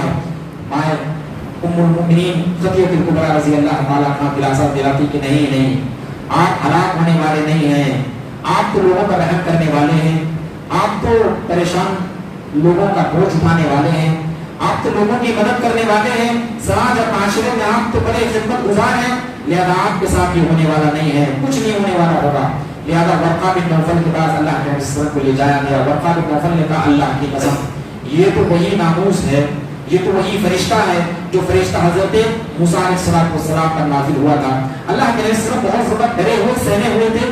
اللہ تعالیٰ نے قرآن مجید کی آیت نازل فرمائی، یا ایھا المدثر، اے خوف کے مارے، اے ڈر کے مارے چادر اوڑھنے والے، چادر، اے یا ایھا المدثر قم فانذر، کھڑے ہو، وربک فکبر، اپنے رب کی بڑائی بیان کر، وثیابک فطہر، اپنے کپڑوں کو صاف رکھ، والرجز فاہجر، اور ہر گناہ سے اپنے آپ کو دور کر لے، ولا تمنن تستکثر، اور احسان مت جتلا، اور کثرت کی زیادہ امید بھی مت رکھ۔ ہے نا کچھ لوگ دیتے ہیں اس کے بعد احسان جتلاتے ہیں کہ میں نے تجھے دیا نا، میں تجھے بھی دیا نا، میں تجھے بھی دیا نا، میں تیرے وقت میں کام آیا نا، اس طریقے سے لوگ احسان جتلاتے ہیں۔ اللہ نے ارشاد فرمایا کہ نہیں، ولا تستکثر، اور امید بھی زیادہ کی مت رکھ۔ کچھ لوگ کیا ہے کسی کی مدد کرتے ہیں تو امید رکھ کے مدد کرتے ہیں، آج میں اس کی مدد کیا ہوں تو کل اس سے مجھے مدد ملے گی۔ آپ امید انسانوں سے مت رکھیے، اللہ سے امید رکھیے، اللہ سے امید رکھیے۔ آپ لوگوں کی مدد کیجیے تو اللہ کی رضا کی خاطر، ورنہ آپ ثواب سے محروم ہو جائیں گے، ہے نا۔ اسی لیے لوگ کیا ہیں صرف مالداروں کی مدد کرتے ہیں، صرف مالداروں کی مدد کرتے ہیں، غریبوں کی کوئی مدد کرنے کی آگے نہیں بڑھتا ہے، کیونکہ اللہ والے ہیں ہی نہیں۔ اللہ والوں کی تعداد دنیا کے اندر بہت کم ہے، لہذا لوگ مدد کرتے ہیں مالداروں کی مدد۔ اگر مالداروں کو ضرورت پڑ گئی تو اپنا گھر بیچ کر، اپنا گھر گروی میں رکھ کر کے لوگ دے دیں گے، لیکن جب غریب کی بات آ گئی تو اپنی پوری کوڑی بھی نہیں دینے والے ہوں گے، جیب میں رکھا ہوا سڑا گلا ہوا پیسہ بھی دینے کے لیے تیار نہیں ہوں گے، جو گھر میں رکھا ہوا پیسہ ہے دیمک کھا رہا ہے وہ بھی دینے کے لیے تیار نہیں ہوں گے۔ لہذا آج ہماری یہ حالت ہے۔ تو اللہ نے ارشاد فرما دیا کہ نبی صلی اللہ علیہ وسلم احسان آپ کر رہے ہیں، احسان جتلائیے مت، اور اگر آپ احسان کر رہے ہیں تو کثرت کی امید مت رکھیے کہ میں کچھ دیا ہوں مجھے زیادہ ملے گا، اس کی امید مت رکھیے۔ وَلِرَبِّكَ فَاصْبِرْ، ہر معاملے میں اللہ رب العالمین کے حوالے کر دیجیے، اللہ تعالیٰ کے حوالے کر دیجیے اور صبر کیجیے۔ اللہ تعالیٰ نے ان آیات کو بیان فرمایا، ذرنی ومن خلقت وحیدا، اے نبی صلی اللہ علیہ وسلم مجھے اور اس بدبخت کو اکیلے چھوڑ دو، وجعلت له مالا ممدودا، ہم نے اسے مال و دولت دیا، وبنین شہودا، اور مضبوط اچھے توانا شاہد اور حاضر رہنے والے بیٹے عنایت فرمایا، ومہدت له تمہیدا۔ اللہ تعالیٰ نے ان آیات کو جو اللہ نازل فرمایا ہے ولید بن مغیرہ کے بارے میں نازل فرمایا ہے۔ معاملہ ایسا تھا کہ اللہ کے نبی صلی اللہ علیہ وسلم کو اللہ تعالیٰ نے حکم دیا کہ اب تمہیں کھلے عام تبلیغ و اشاعت کا کام کرنا ہے۔ نبی صلی اللہ علیہ وسلم تو تیار ہو گئے، مستعد ہو گئے، اب مجھے کام کرنا ہے۔ اب حج کا موسم آ گیا، حج کے موسم میں ہوا ایسا ہوتا تھا کہ سارے عرب کے لوگ فلسطین کی جانب سے، عمان کی جانب سے، قطر کی جانب سے، کویت کی جانب سے، سارے کے سارے عرب کے لوگ آیا کرتے تھے کہاں؟ خانہ کعبہ میں حج کرنے کے لیے آیا کرتے تھے۔ اللہ کے نبی نے مکمل تیاری کر لی کہ اب لوگ حج کرنے کے لیے آ رہے ہیں، لہذا میں سارے لوگوں کے درمیان گھوم پھر کر کے جاؤں گا، تبلیغ و اشاعت کا کام کروں گا۔ اور قوم کے لوگوں نے بھی تیاری کر لی۔ قوم کے لوگوں نے کہا، سارے لوگوں نے ایک مرتبہ میٹنگ کیا، سارے کے سارے سردار اکٹھا ہوئے، بڑے بڑے لوگ اکٹھا ہوئے، میٹنگ بیٹھی، کہا یہ محمد صلی اللہ علیہ وسلم ہے نا، یہ انتظار کر رہے ہیں کہ سارے لوگ کب جمع ہوں گے اور تبلیغ و اشاعت کا کام شروع کریں گے۔ یہ دیکھو جب وہ تبلیغ کا کام کرے گا مجھے یقین ہے کہ سارے لوگوں میں اختلاف پیدا ہو جائے گا، اس کی باتیں جو ہے بڑی اثر انداز کرنے والی، لہذا ایسا کرو کچھ چاند رچتے ہیں کہ محمد صلی اللہ علیہ وسلم کی بات دونوں پہ اثر انداز ہی نہ ہو۔ تو لوگ کیا کرتے ہیں، کہتے ہیں کہ کیا کریں گے، کیسا پرچار کریں گے محمد صلی اللہ علیہ وسلم کے بارے میں؟ وہ تو گھر گھر جائے گا، وہ تو ایک ایک خیمے میں جائے گا اور ایک ایک آدمی کو پکڑ کر کے اسے سمجھائے گا۔ لوگ لاکھوں کی تعداد میں آئے ہوئے ہوں گے حج کرنے کے لیے، تو کیسا کیا کریں گے؟ تو ایک شخص نے کہا ایسا کرتے ہیں، اس آدمی کو بولیں گے کہ نہیں یہ پاگل ہے۔ تو ولید بن مغیرہ نے کہا پاگل ہو تم؟ اس کو کون کہے گا پاگل ہے؟ پاگل اتنی اچھی اچھی باتیں کرتا ہے، اتنے سلیقہ مند رہتا ہے، اتنا صاف ستھرا رہتا ہے، اتنا اچھے طریقے سے رہتا ہے۔ نہیں، پاگل کی اس کے اندر ایک ذرہ کے برابر بھی حرکت نہیں ہے۔ اگر تم پاگل کہو گے لوگ اس کی بات کو خوشی سے سنیں گے، کیونکہ لوگ کیا ہے پاگل سے مزہ لینے کے لیے سنتے ہیں، لیکن اس کی باتوں سے بھی کبھی کبھار سبق مل جاتا ہے لوگوں کو۔ لہذا پاگل کہہ کر لوگ سنیں گے اور سارے کیا ہمارے خلاف ہو جائیں گے، سارے ایمان لے آئیں گے، ہمارا کایا پلٹ جائے گا، تو یہ نہیں چلے گا۔ تو لوگوں نے کہا اب کیا کرتے ہیں، کہیں کہہ دیں گے کہا اللہ کی قسم اس کے اندر کہانت والی ایک بھی علامت نہیں ہے نا. جو کائن ہوتا ہے وہ انگوٹھی پہنتا ہے, مالے پہنتا ہے, پتہ نہیں لکڑی وغیرہ رکھتا ہے, اور خون اور اس طریقے سے لوگوں کی کھوپڑیاں پتہ نہیں کیا کیا رکھتا ہے. تو حضرت نبی صلی اللہ علیہ وسلم کے پاس یہ سب چیزیں کچھ بھی نہیں تھی. لوگوں نے کہا کہ نہیں, ولید بن مغیرہ نے کہا یہ بھی چلنے والا نہیں ہے. تو کہا کیسا کریں گے, شاعر بولیں گے. کہا اللہ کی قسم شاعر بولو گے لوگ خوشی منا کر کے سنیں گے اور اس کی باتوں میں سب الجھ جائیں گے, ایمان لے آئیں گے, نہیں چلے گا. شاعر اس کے اندر کسی بھی قسم کی شاعر والی خوبی ہے ہی نہیں, شاعر والی کو اس کے اندر کچھ بھی علامت ہے ہی نہیں. میں نے قرآن کو سنا ہے جو پڑھتا ہے اس کے اندر ایک بھی شاعری والے الفاظ ویسے ہے ہی نہیں, لیکن اثر انداز کرنے والی ہے. تو ایک شخص نے کہا اس کو جادوگر کہہ لیں گے. تو کہا کہ نہیں, جادوگر بھی اس کو کہیں گے تو نہیں چلے گا, اثر نہیں چلے گا, کام نہیں چلے گا. پھر ولید بن مغیرہ نے کہا پتا نہیں کیا اس کو کہا جائے, سمجھ میں نہیں آ رہا ہے. پھر اس نے کہا کہ میں غور کر فکر کرتا ہوں پھر کہتا ہوں. پھر اس نے کہا کہ دیکھو جادوگر ہی کہہ دیں گے. جادوگر کہنے سے فائدہ یہ ہوگا کہ ہم یہ کہیں گے بھائی یہ ایسے الفاظ جاری کرتا ہے جو دل میں اثر کرتا ہے, اور دل میں اثر کرنے کی وجہ سے آدمی اپنے باپ سے, اپنے بھائی سے نفرت کرنے لگتا ہے, اور اپنے ملت سے, اپنی قوم کے لوگوں سے اور اپنے مذہب سے نفرت کرنے لگتا ہے. اس کے اندر سہارت والی, اس کے اندر جادوگری اتنی زیادہ ہے. تو ولید بن مغیرہ نے یہ بات کہہ دی. لوگوں نے کہا کہ بالکل کریکٹ کہا تم نے. لہذا اب اللہ کے نبی صلی اللہ علیہ وسلم کے بارے میں پرچار کیا جانے لگا پورے مکہ کے اندر کہ یہ محمد صلی اللہ علیہ وسلم یہ جادوگر ہے, محمد صلی اللہ علیہ وسلم یہ جادوگر ہے, محمد صلی اللہ علیہ وسلم یہ جادوگر ہے.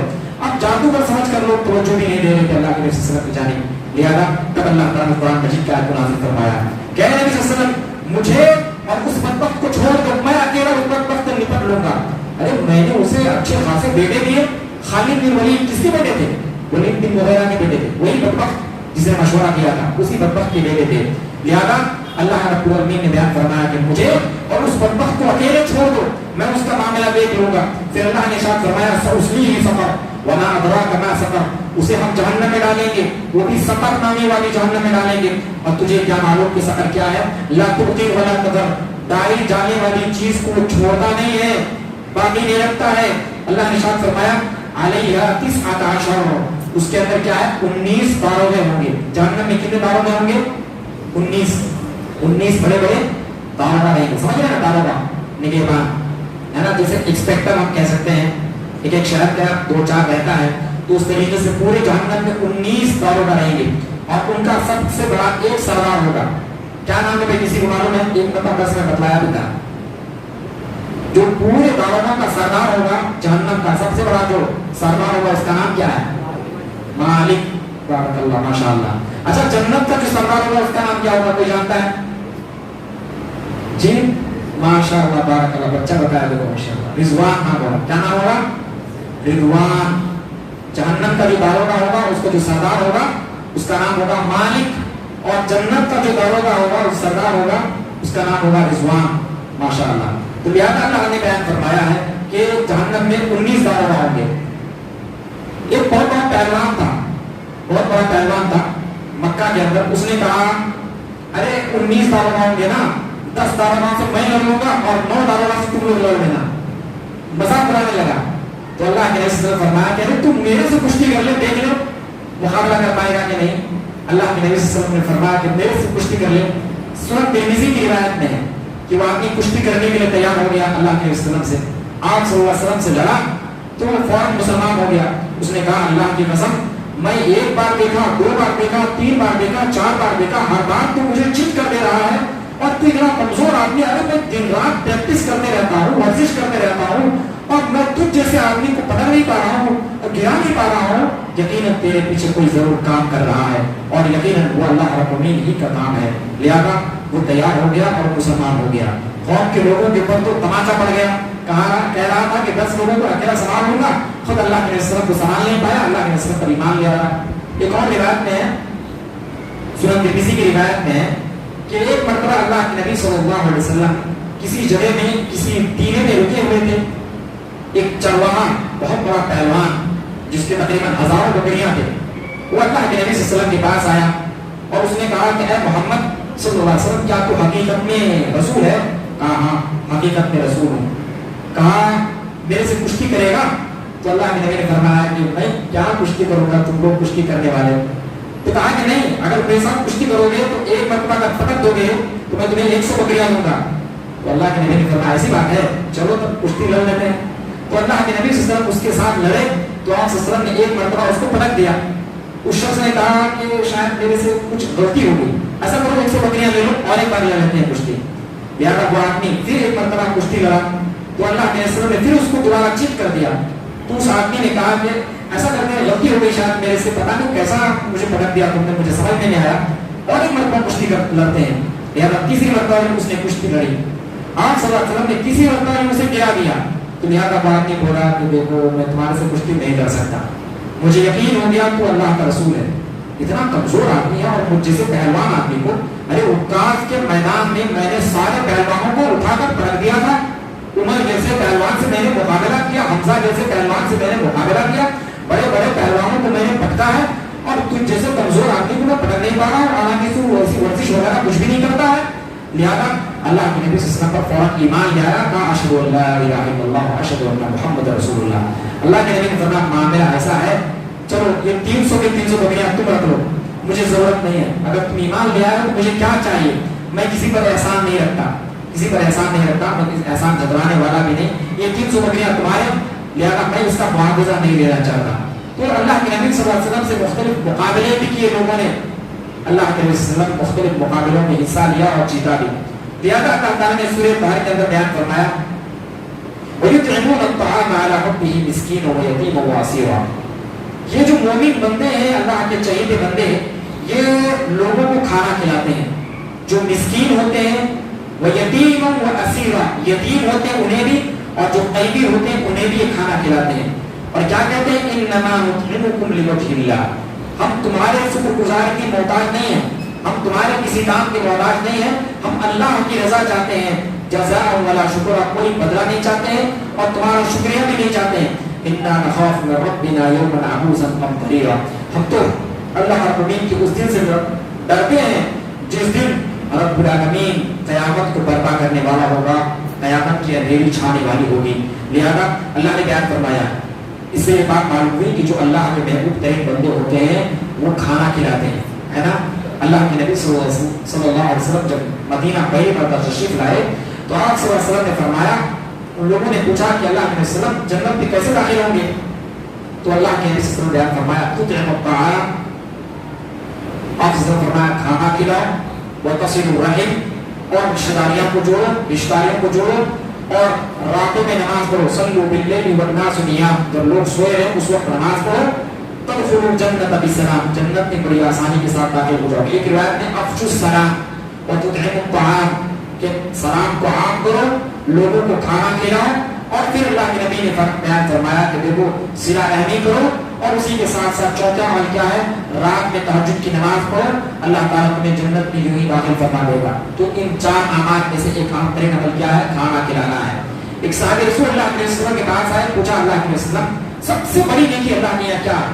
اللہ کے وسلم نے فرمایا تطعم الطعام، کھانا کھلانا ہے، ایک بھوکے کو کھانا کھلانا ہے سب سے بڑی نیکی۔ اللہ اکبر، لاک ڈاؤن کا جب ماحول تھا، لوگ پیدل چل چل کر کے جا رہے تھے، ہم نے دیکھا ہے کتنے غریب لوگ ایسے تھے جن کو اگر کھانے کا پورا اگر ان کو مل جاتا تو آنکھوں سے آنسو ٹپکنا شروع ہو جاتا تھا، مارے بھوک اور مارے محبت، مارے فرد خوشی کے اس آدمی کی آنکھوں سے آنسو جاری ہو جایا کرتے تھے۔ لہذا وہ آدمی شکریہ ادا کرے، پاؤں چھوڑے یا کیا کرے کیا نہ کرے، اس کو ایسی حالت اس کی ہو جاتی تھی۔ اللہ تعالیٰ نے بیان فرمایا کھانا کھلانا عظیم نیکی ہے۔ اللہ نے شاید فرمایا کہ جو اللہ کے خاص ترین بندے ہوتے ہیں وہ کھانا کھلاتے ہیں، بدلہ نہیں چاہتے، شکریہ ادا کرنا بھی نہیں چاہتے۔ آج کیا ہے، اگر کوئی آدمی 2 کلو کھانا بھی دے رہا ہے، کسی کو 2 کلو چاول وغیرہ بھی دے رہا ہے تو کہہ رہا ہے چلو ایک سیلفی لے لیتا ہوں، ہے نا، اس کے بعد میں فیس بک میں ڈالوں گا، واٹس ایپ میں ڈالوں گا۔ کیا ہے، آپ بدلہ چاہ رہے ہیں نا، بدلہ چاہ رہے ہیں، آپ شکر گزاری چاہ رہے ہیں، لوگ آپ کی تعریف کریں، یہ اللہ تعالیٰ کے یہاں قبول نہیں ہے۔ قبول کون سا ہے؟ جس کے اندر بدلہ نہیں ہے، جس کے اندر شکر گزاری نہیں ہے۔ شکریہ آپ کسی کا مت چاہیے، بس اللہ سے بدلے کی امید رکھیے، لہذا قیامت کا خوف رکھیے، تب اللہ رب العالمین کے یہاں وہ قابل قبول ہے۔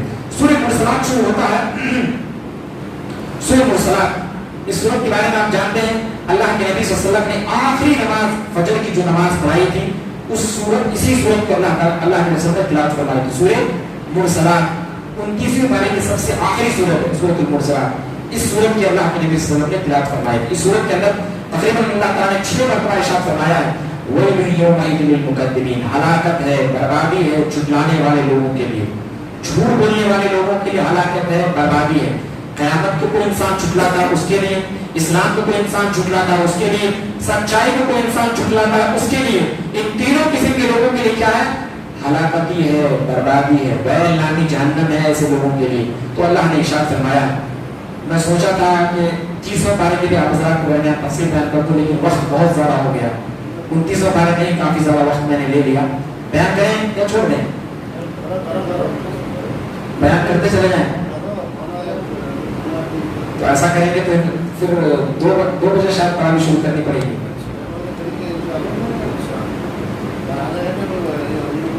चलिए तो 20-25 मिनट इंशाल्लाह इसके बारे में बयान कर देते हैं। शायद ये रमजान का आखिरी दर्स भी हो। सूरह नबा शुरू होता है, नबा का माना होता है खबर देना, अजीम खबर देना। ये खबर कौन सी है? क़यामत की खबर है। लिहाजा अल्लाह ताला ने क़यामत के बारे में मुख्तलिफ बातों को बयान फरमाया। आखिर में अल्लाह ने इरशाद फरमाया इन्ना अंज़रनाकुम अज़ाबन क़रीबा, अल्लाह ताला तुम्हें करीब वाले दर्दनाक अज़ाब से डरा रहा है। यौम यंज़ुरुल मर्'ु मा क़द्दमत यदाहु व यक़ूलुल काफ़िरु या लैतनी कुन्तु तुराबा, इंसान उस दिन ख्वाहिश करेगा काश कि मैंने अपने लिए कुछ कर लिया होता, और काफिर कहेगा या लैतनी कुन्तु तुराबा, काश कि मैं मिट्टी में ही मिला दिया जाता। अल्लाह अकबर। क़यामत का दिन का आलम कितना भयानक होगा उसका आप अंदाजा भी नहीं लगा सकते। फिर नाज़ियात शुरू होता है। नाज़ियात में अल्लाह ने इरशाद फरमाया किस तरीके से कोई फरिश्ता जब किसी इंसान की रूह को कब्ज़ करता है तो डूब जाता है। अल्लाह अकबर। डूब कर उसकी रूह को निकालता है। वन्नाज़िआति ग़र्क़ा वन्नाशिताति नश्ता वस्साबिहाति सबा, तैरता भी है। अल्लाह ने इरशाद फरमाया फस्साबिहाति सबा, एक दूसरे से सबकत भी कर जाते हैं, आगे बढ़ते हैं। फलमुदब्बिराति अमरा, अल्लाह ने इरशाद फरमाया है। लिहाजा अल्लाह ताला इसी तरीके से सूरह नाज़िआत के अंदर हज़रत मूसा अलैहिस्सलाम का फ़िरौन का तज़किरा फरमाया है। और अल्लाह ने इरशाद फरमाया दो अल्लाह ने फैसला फरमा दिया कि कौन जहन्नमी है कौन जन्नती है। अल्लाह ने इरशाद फरमाया वबुर्रिज़तिल जहीम लिमन यरा, जहन्नम को देखने वालों के लिए करीब कर दिया जाएगा। फ़अम्मा मन तग़ा, तो जिसने दुनिया के अंदर सरकशी की, वआतरल हयातद दुनिया, और दुनियावी जिंदगी को तरजीह दिया, फ़इन्नल जहीम हियल मअवा, उसका ठिकाना क्या है? जहन्नम है। दो बातें अल्लाह ने दो फैसला सुना दिया। जिसने सरकशी की, सरकशी करने का क्या मतलब? अल्लाह के अहकाम आप तक पहुंच गए, रसूल का फरमान आप तक पहुंच गया, उसके बावजूद क्या है? आपने काम नहीं करा, जरूरत नहीं है, सरकशी की आपने। नमाज पढ़ने का अल्लाह ने हुक्म दिया, जरूरत नहीं। नमाज में आप अजान में आपको बुलाया गया हय्या अलस सलाह, नमाज के लिए, हय्या अलल फलाह, निजात के लिए, जरूरत नहीं है। हमारा बिजनेस हमारे लिए इम्पोर्टेंट है, हमारी बातें हमारे लिए इम्पोर्टेंट है। अल्लाह ने इरशाद फरमाया जिसने भी सरकशी की, अल्लाह के बुलावे के जानिब आया नहीं, और वआतरल हयातद दुनिया, दुनियावी जिंदगी को तरजीह दिया है। आज कितने ऐसे लोग हैं जो अपने औलाद को दीनी इल्म हासिल कराना ही नहीं चाहते। वो यहाँ तक कह जाते हैं अगर दीनी इल्म पढ़ाएंगे तो बेटा हमारा बड़ा होकर के, बेटी हमारी बड़ी होकर के क्या करेगी, है ना। कुछ लोग तो ये भी कह जाते हैं रिश्ते नहीं आएंगे, लोग रिश्ते नहीं देंगे, है ना। कुछ लोग ऐसे भी इस दुनिया के अंदर पाए जाते हैं, कुछ ऐसी औरतें पाई जाती हैं जो उलमा से शादी करने को नफरत की निगाह से देखते हैं। और इसी तरीके से आज के ज़माने के अंदर कुछ ऐसे मर्द हज़ार भी पाए जाते हैं जो आलिमा औरतों से शादी करने को नफरत की निगाह से देखते हैं, पसंद नहीं करते। वो क्या है? दुनिया की मोहब्बत उनके अंदर आ गई है, दुनिया की मोहब्बत उनके अंदर आ गई है। तो अल्लाह ने इरशाद फरमाया वआतरल हयातद दुनिया, दुनियावी जिंदगी को तरजीह दिया, आखिरत के मुकाबले में दुनियावी जिंदगी को तरजीह दिया। आज कोई इंसान शादी करता है तो अल्लाह के नबी ने क्या बयान फरमाया? वो 4 चीजों को देखते हैं, है ना। खूबसूरती को देखते हैं, खानदान को देखते हैं, माल दौलत को देखते हैं, और दीनदारी को देखते हैं। अल्लाह के नबी ने इरशाद फरमाया फज़फर बिज़ातिद्दीन, दीन को लाज़िम पकड़ो। आजकल क्या है, आदमी एक देख लेता है खूबसूरत लड़की है, बस परवाह नहीं करता है, दीनदार मैं बना लूंगा, है ना। आदमी ये कहता है, इतना घमंड उसके अंदर, दीनदार मैं खुद बना लूंगा, है ना। इस तरीके से कुछ लोग ऐसे हैं, मालदार का रिश्ता आ जाता है, मालदार औरत है, मालदार लड़की है, शादी कर लूंगा, कहा दीनदारी इसके अंदर नहीं है, दीनदारी मैं देख लूंगा, है ना। वो इस तरीके से कहते हैं। تو یہ تمام چیزیں آج سماج اور معاشرے کے اندر پائی جاتی ہیں. تو اللہ رب العالمین نے کیا فرمایا کہ جو انسان دنیاوی زندگی کو ترجیح دے گا, سرکشی کرے گا, دو فیصلہ نے فرما دیا, فَإِنَّ الْجَحِيمَ هِيَ الْمَأْوَىٰ, اس کا ٹھکانہ صرف جہنم ہے. اب غور کر لیجئے, یہ دو چیزیں اگر آپ کے اندر ہیں تو آپ جہنمی, اگر نہیں تو پھر یہ دیکھ لیجئے, وَأَمَّا مَنْ خَافَ مَقَامَ رَبِّهِ وَنَهَى النَّفْسَ عَنِ الْهَوَىٰ, جو کوئی انسان اللہ کے سامنے کھڑے ہونے سے ڈرا, نفسانی خواہشات سے بچا لیا, فَإِنَّ الْجَنَّةَ هِيَ الْمَأْوَىٰ, اس کا ٹھکانہ صرف جنت ہے. اللہ اکبر. دو چیزیں, اللہ کے سامنے کھڑے ہونے سے جو کوئی انسان ڈرا. آج کل بچہ چوری نہیں کرتا ہے اس بات کے خوف سے کہ باپ مجھ سے پوچھے گا کیا کیا تو نے, ہے نا, ڈر, اس ڈر کی وجہ سے لڑکا کیا چوری نہیں کرتا ہے, غلط کام نہیں کرتا ہے. اسٹوڈنٹس کیا ہوم ورک کر کے جاتے ہیں کہ سارے بچوں کے سامنے مجھے کھڑا کر کے کہا جائے گا ہوم ورک تم نے کیوں نہیں کیا, اتنا زیادہ وقت میرا تم کیا کر رہے تھے, سزا دی جائے گی. اللہ نے ارشاد فرمایا, اللہ تعالیٰ نے تمہیں دنیا کے اندر دارالامتحان میں دنیا کے اندر بھیجا ہے, لہذا جو کوئی انسان اللہ کے سامنے کھڑا ہونے سے ڈرا, وَنَهَى النَّفْسَ عَنِ الْهَوَىٰ, نفسانی خواہشات سے بچا لے. نفسانی خواہش یہ ہے میں حرام کھاؤں, سود کھاؤں, زناکاری کروں, چوری کروں, ڈکیتی کروں, شرک کروں, اسی طریقے سے موج مستیاں کروں اور دنیاوی زندگی, دنیاوی مال و دولت کو, عیش پرستی کو حاصل کروں. انسان ان تمام چیزوں سے بچا لیا گیا. اللہ نے ارشاد فرمایا دو خوبیاں جس کے اندر ہے, اللہ کے سامنے کھڑے ہونے سے ڈرا, اپنا نفسانی خواہشات سے بچا لیا, اس کا ٹھکانہ جنت ہے. جہنمیوں کے بارے میں اللہ نے دو فیصلہ کیا سنایا, یاد ہوا کہ نہیں کسی کو؟ یاد ہونا چاہیے آپ میں سے ہر ایک کو. میں سمجھتا ہوں آج کے درس میں صرف یہ ایک بات آپ یاد کر لیجیے, انشاءاللہ آپ کے لیے انشاءاللہ کامیابی ہے. آج کا درس انشاءاللہ کامیاب ہو جائے گا. جہنمی کون ہے بھائی؟ جو دنیاوی زندگی کو ترجیح دیتا ہے اور کیا ہے, فَأَمَّا مَنْ طَغَىٰ, سرکشی کرتا ہے. جہنمی کون ہے؟ جو سرکشی کرتا ہے اور دنیاوی زندگی کو ترجیح دیتا ہے. سمجھ رہے ہیں نا, ایک چیز ہے اس کے مقابلے مثال کے طور پر سمجھیے ایک ایپل کا موبائل ہے اور ایک سمسنگ کا موبائل ہے.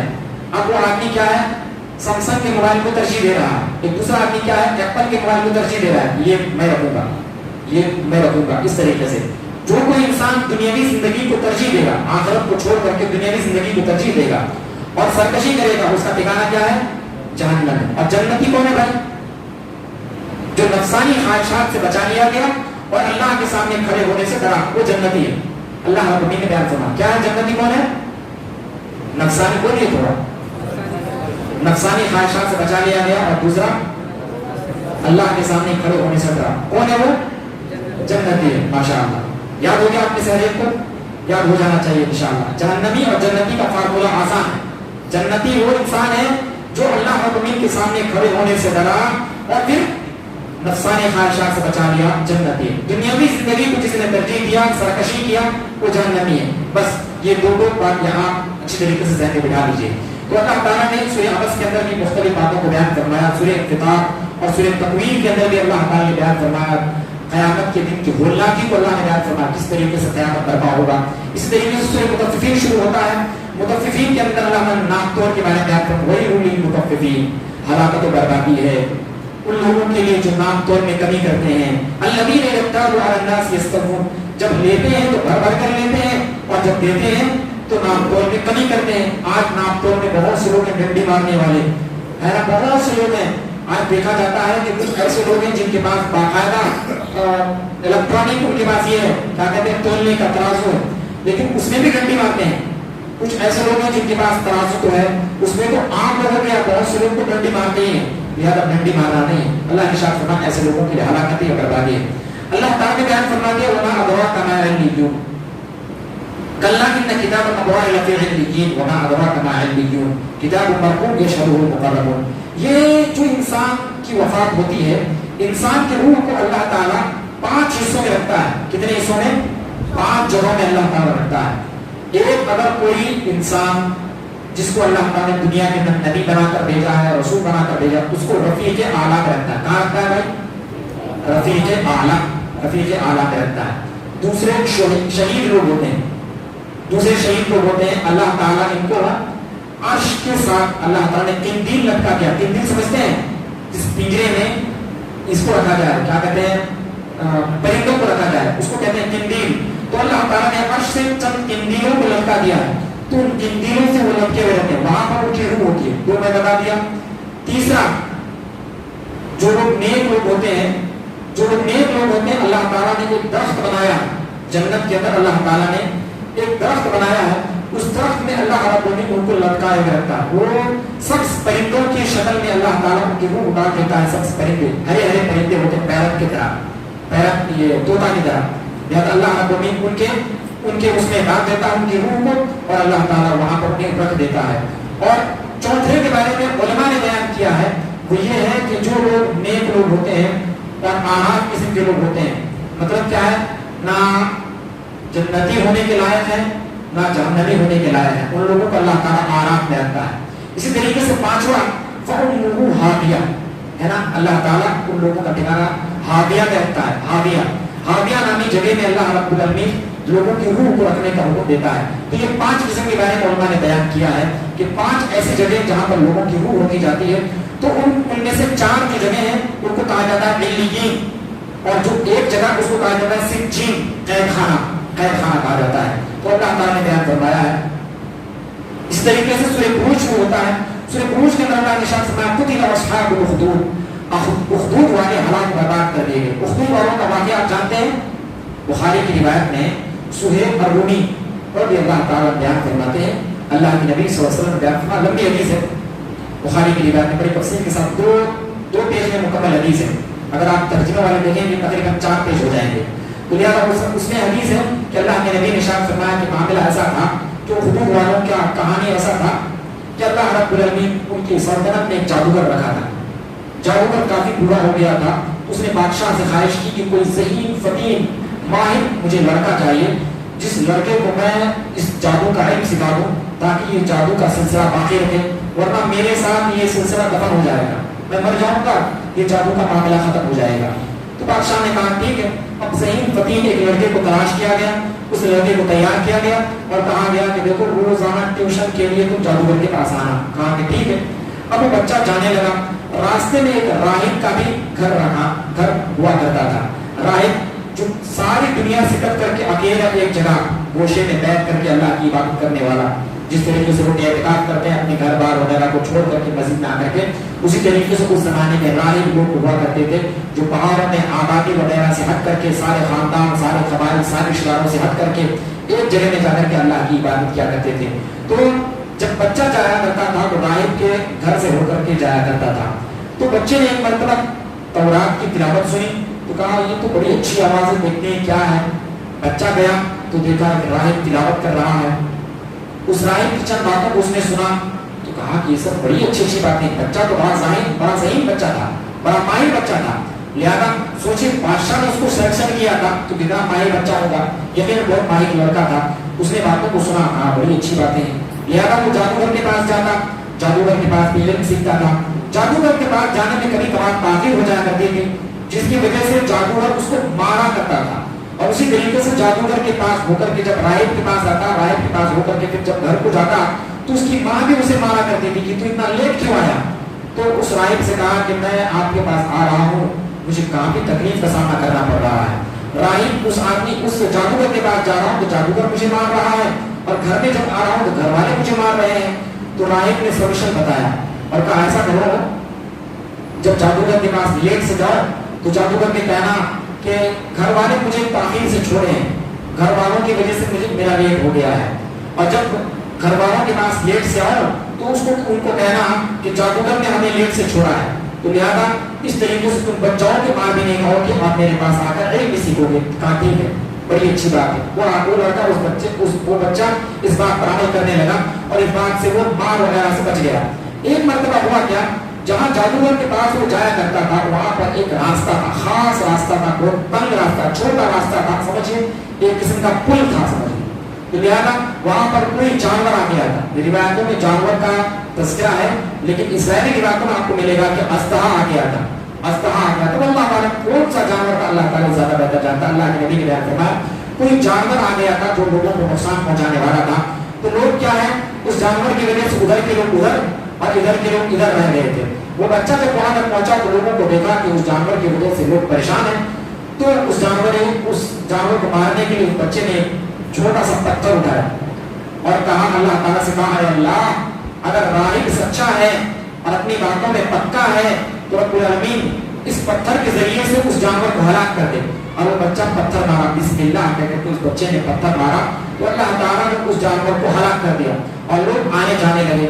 لہذا پورے ملک کے اندر یہ چرچا ہو گیا کہ جو بچہ جادوگری سیکھنے کے لیے جا رہا ہے, جادوگری میں اتنا ماہر ہو گیا ہے کہ چھوٹے سے پتھر کے ذریعے سے, جس کو لوگ تیر کے ذریعے سے اور اس طریقے سے بعض چیزوں کے ذریعے سے بھگا نہیں پائے جس جانور کو, یہ چھوٹے سے پتھر کے ذریعے سے مار دیا, ہلاک کر دیا.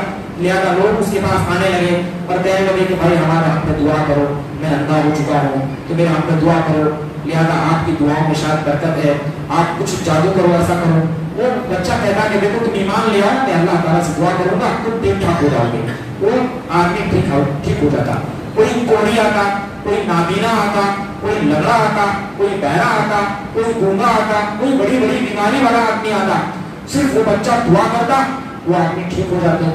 یہاں تک کہ یہ معاملہ جادوگر تک پہنچا. جادوگر نے کہا کہ بیٹے تو جادوگری میں بہت مہارت حاصل کر چکا ہے, بہت مہارت حاصل کر چکا ہے, میرے سے کہیں زیادہ آگے بڑھ گیا. تو اتنا بڑا جادوگر, اتنا بڑا جادوگر کہ قدرتی چیزوں پر بھی تیرا اثر انداز ہو رہا ہے, بھائی اندھوں کو تو ٹھیک کر دے رہا, اتنا بڑا جادوگری. راہب کے پاس جب یہ بات پہنچی تو راہب نے کہا کہ اے بچے اب تیری آزمائش شروع ہونے والی ہے, تو میرے سے بہتر ہے اس پوری دنیا کے اندر, تو مجھ سے بہتر ہے. میں سمجھ رہا تھا کہ شاید میں بہتر ہوں, لیکن میں اب جان گیا کہ تو بہت بہتر آدمی ہے, اب تیری آزمائش کی باری آ گئی, تیری آزمائش طے ہے. لہذا اس بچے کو کہہ دیا. راہب نے کہا کہ دیکھو بادشاہ کے پاس یہ معاملہ پہنچے گا اور بادشاہ مجھے ضرور بلائے گا, اس لیے کیا ہے میرا نام مت لینا. کہا کہ ٹھیک ہے میں آپ کا نام نہیں لوں گا. کہا ٹھیک ہے میں تمہارا نام نہیں لوں گا. اب معاملہ ایسا ہوا کہ بادشاہ کے دربار میں ایک آدمی تھا جو کافی دنوں سے بیٹھا کرتا تھا بادشاہ کے دربار میں, اور بہت سارا سال گزر گئے تھے, کتنے ہی سال گزر گئے تھے. کوئی وزیر تھا, اس کی وہ آنکھوں سے نابینا ہو گیا تھا, بڑا ماہر تھا, اس لیے بادشاہ کے دربار میں اس کو بیٹھنے کی اجازت ملتی تھی. لہٰذا اس آدمی کو جب اس بات کی خبر پہنچی کہ وہ لڑکا جو جادوگر سیکھنے کے لیے آتا تھا, جادوگری سیکھنے کے لیے, وہ لڑکا جادوگری میں اتنا ماہر ہو گیا ہے کہ اندھوں کو بھی ٹھیک کر دے رہا ہے, تو وہ جادوگر کے پاس, جادوگر سمجھ کر کے وہ لڑکے کے پاس, وہ نابینا آدمی جو کافی سالوں سے نابینا ہو گیا تھا, وہ بہت سارا مال و دولت, بکری, مرغی اور اس طریقے سے بہت سارے جانور وغیرہ لے کر کے وہ بچے کے پاس گیا اور کہا کہ بیٹے یہ ساری دولت تیری, بس میری یہ دونوں آنکھیں آ جانی چاہیے, تم جو کچھ بھی کرنا چاہو کرو. تو اس بچے نے کہا کہ دیکھو میں کچھ نہیں کر سکتا, میں صرف دعا کر سکتا ہوں, اور وہ بھی اس وقت جب آپ ایمان لے آئیں گے. کہا ایمان کیا ہے؟ تو اس بچے نے مکمل ڈیٹیلز اس کے سامنے بتایا کہ اسلام یہ ہے, ایمان یہ ہے, اس کے اندر یہ سب عمل کرنا آپ کو پڑے گا. تو کہا ایسا, تو وہ آدمی فوراً مسلمان ہو گیا. اس کے حق میں دعا کی, اللہ تعالیٰ نے اس کی بینائی کو واپس لا دیا اور وہ دیکھنے کے لائق ہو گیا. اب دوسرے دنوں میں جس طریقے سے وہ نابینا کی شکل میں آیا کرتا تھا, ڈنڈے وغیرہ پکڑ کر کے, دوسرے لوگ اس کو ہاتھوں میں پکڑ کر کے لایا کرتے تھے, لا کر کے بٹھایا کرتے تھے, وہ آدمی اب بڑے چست اور پھرتیلا بن کر کے اکیلا آیا, آ کر کے دربار میں بیٹھ گیا, لوگوں سے دیکھنے لگا. تو بادشاہ نے کہا تیری حالت کیسی کیسے ہو گئی؟ تو کہا وہ جو بچہ ہے نا جادوگری سیکھنے کے لیے آیا کرتا تھا, وہ بچے کے پاس میں گیا تھا, وہ بچہ میرے ہاتھ میں دعا کیا, میں ٹھیک ٹھاک ہو گیا. کہا معاملہ کیا ہے, پورا ڈیٹیلز بتا. تو اس نے کہا کہ دیکھو معاملہ ایسا ہے کہ اس بچے کے بعد بہت سارا مال و دولت لے کر کے گیا. اس بچے نے کہا اسلام قبول کرو, میں تمہارے ہاتھ میں دعا کروں گا, تم نابینا ہو گئے ہو, اللہ تعالیٰ کے حکم سے تمہاری بینائی واپس آ جائے گی. تو اس نے دعا کیا, میں ٹھیک ٹھاک ہو گیا. تو کہا ایسی بات ہے, مطلب یہ ہے کہ وہ جادوگری نہیں کر رہا ہے, وہ دوسرا کر رہا ہے. اس بچے کو لاؤ, اس بچے کو لایا گیا, اس بچے کو سزا دی گئی, مارا گیا, پیٹا گیا اور کہا گیا کہ یہ سب چیزیں تم نے کہاں سے سیکھی؟ جادوگر کے پاس تو یہ سب سیکھا نہیں, تو یہ سب کہاں سے سیکھا؟ پہلے ہی راہب نے, اس عالم دین نے کہہ دیا تھا کہ میرا نام مت لینا. وہ بچہ تھا, جب بار بار اس کے اوپر ظلم و ستم کیا جانے لگا تو بچے نے نام لے لیا, کہا کہ فلاں پہاڑ میں, فلاں گوشے میں فلاں آدمی ایک رہتا ہے, اس نے مجھے سکھایا, اس کے ذریعے سے سب مجھے علم ہوا, اور معاملہ یہاں تک پہنچ گیا. اس راہب کو لایا گیا. راہب کو لانے کے بعد کہا گیا مطلب اصل جڑ تو ہے, تو ایسا کر اسلام کو چھوڑ دے, اگر اسلام کو چھوڑا نہیں تو تجھے مار دوں گا. لہذا راہب کو یہ بات کہتے ہیں, تو راہب کہتا ہے کہ نہیں, جس اسلام نے مجھے عزت دی, जिस इस्लाम के जरिए से मैं जन्नत में दाखिल होगा, उस जन्नत के रास्ते को मैं छोड़ूंगा, वो भी तुम्हारे कहने पर। नहीं, ऐसा नहीं कर सकता। तो बादशाह हुक्म देता है इसके सर पे आरा रखो और 2 टुकड़े कर दो, ताकि ये बात साबित हो जाए कि जो कोई शख्स इसके कहने के मुताबिक ईमान लाएगा, इस्लाम कबूल करेगा, उसकी हालत ऐसे ही कर दी जाएगी। लिहाजा एक आरा लाया गया और चीर दिया गया। अल्लाह अकबर। सोचिए, एक उंगली में आप एक ब्लेड को रख कर चला कर देखिए कितनी ज्यादा तकलीफ होती है। उस आदमी के सर पे आरा रखा गया, चीरा गया, जो धीरे धीरे लकड़ी चीरने का जो आरा है, धीरे धीरे पूरे सबको काटा गया। कितनी तकलीफ, कितनी शिद्दत उस शख्स ने बर्दाश्त किया, यहाँ तक कि उसकी मौत हो गई। अब बच्चे की मौत की बारी थी। कहा बच्चे को क्या ये सजा देंगे? बच्चे को ऐसी सजा देंगे कि सारे के सारे लोग देखेंगे। कहा कि ठीक है। अपने साथियों के साथ बादशाह ने कहा कि इस बच्चे को लेकर के जाओ, सबसे ऊंची पहाड़ पर लेकर जाओ, और उस ऊंची पहाड़ पर ले जाने के बाद इस बच्चे को वहां से फेंक देना। कहा कि ठीक है। बच्चे को ले जाया गया, ऊंचे पहाड़ की चोटी पर ले जाया गया। बच्चे ने अल्लाह से दुआ की, अल्लाहुम्मा कफ़िनीही बिमा शि'त। ये भी आप दुआ याद कर लीजिए। जब भी किसी दुश्मन के आप दरबे में फंस जाएं, इस दुआ को आप पढ़ लीजिए, यकीनन अल्लाह ताला की मदद नाज़िल होगी। तो उस बच्चे ने अल्लाह ताला से दुआ की, अल्लाहुम्मा कफ़िनीही बिमा शि'त। ऐ अल्लाह, मुझ अकेले की जानिब से तू अकेला इन सब के लिए काफी हो जा। अल्लाह ताला ने पहाड़ में ज़लज़ला ला कर रख दिया। सारे के सारे लोग जो ऊंचे ऊंचे जगहों में चढ़े थे, उस बच्चे को फेंकने के लिए खुद ऐसे हुए कि दूसरे जगहों में गिर गए। तमाम के तमाम तितर हो गए, इधर पड़ गए, सारे के सारे लोगों की मौत हो गई। बच्चे को अल्लाह ने अकेला बचा लिया। वो बच्चा उस बादशाह को बेइज्जत करने के लिए दोबारा बादशाह के पास आया। बादशाह ने कहा, तुझे तो मैं फौजियों के साथ भेजा था। कहा फौजी सब मारे गए। कहा कैसे? कहा ऐसा मामला हुआ। तो कहा ऐसा करो, इसका शायद जो रब है जमीन में इसकी हुकूमत चलती है, ऐसा करो इस बच्चे को समंदर में लेकर जाओ, बीच समंदर में ले जाने के बाद इसको फेंक देना। कहा ठीक है। अब उसको बीच समंदर में ले जाया गया बच्चे को। जब बीच समंदर में पहुंचाया गया और जब फेंकने की बात आई तो उस बच्चे ने फिर वही दुआ की, अल्लाहुम्मा कफ़िनीही बिमा शि'त। अल्लाह, मुझ अकेले की जानिब से तू अकेला इन सब के लिए काफी हो जा। अल्लाह ताला ने दुआ कबूल फरमाई। कश्ती पलट गई, सारे के सारे लोग मारे गए। फिर अल्लाह रब्बुल आलमीन ने उस बच्चे को बचा दिया। अल्लाह अकबर। जब अल्लाह ताला बचाता है तो कैसे कैसे बचाता है आप देखते होंगे। आज बहुत सारे वीडियोस वगैरह आते हैं। लिहाजा आदमी चलता रहता है, लाइन पलट कर इधर से उधर चली जाती है, आदमी बच जाता है। अल्लाह अकबर। ऐसा आज हम वीडियो वगैरह देखते हैं तो अल्लाह ताला किस शान से बचाया होगा उस बच्चे को, अल्लाह ताला ज्यादा बेहतर जानता है। तो सारे के सारे लोग मारे गए। वो बच्चा फिर दोबारा बादशाह के दरबार में आया। बादशाह ने कहा फिर आया? कहाँ है तुम्हारे साथी? कहा उन तमाम साथियों को अल्लाह ने डुबा दिया।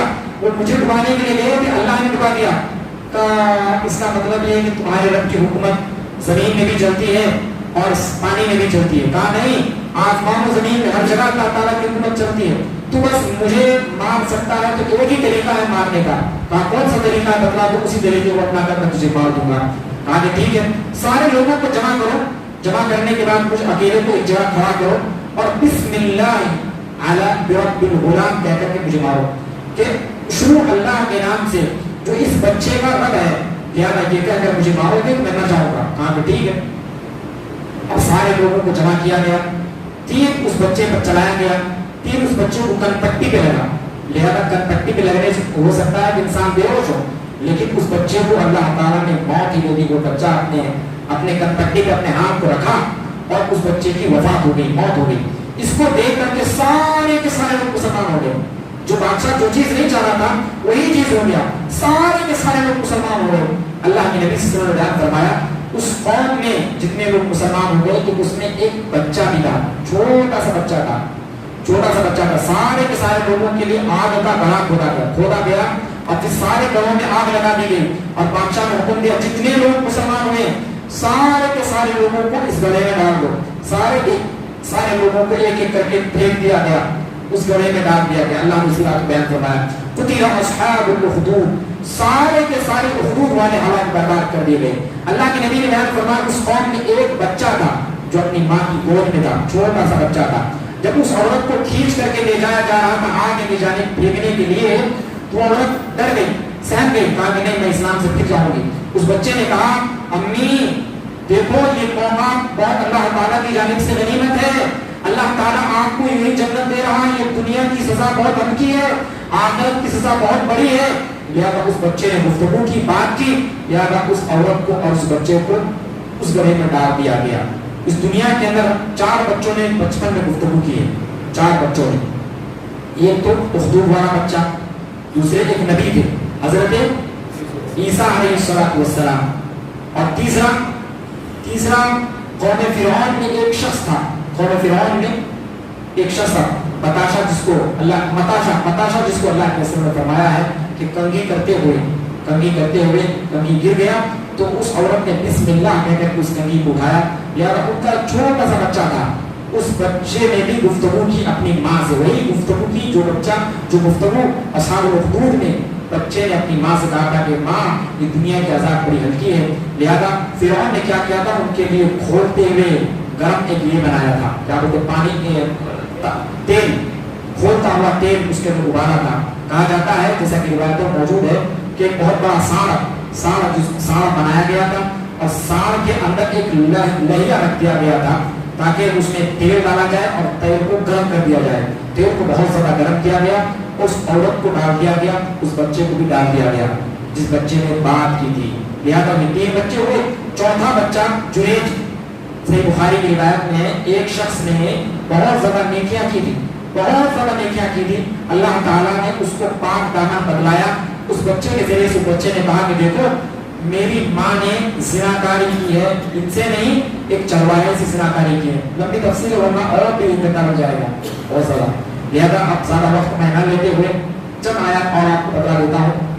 اللہ تعالیٰ نے سورہ غاشیہ کے اندر فرمایا افلا ينظرون الى الابل كيف خلقت, تم اونٹ کی جانب دیکھتے نہیں کہ اللہ تعالیٰ نے اونٹ کو کیسے پیدا فرمایا. امام ابن قیم رحمہ اللہ نے اونٹ کی بہت ساری خوبیاں بیان فرمائی ہیں, ان میں سے چند خوبیاں میں آپ کو حضرات کو گنا دیتا ہوں.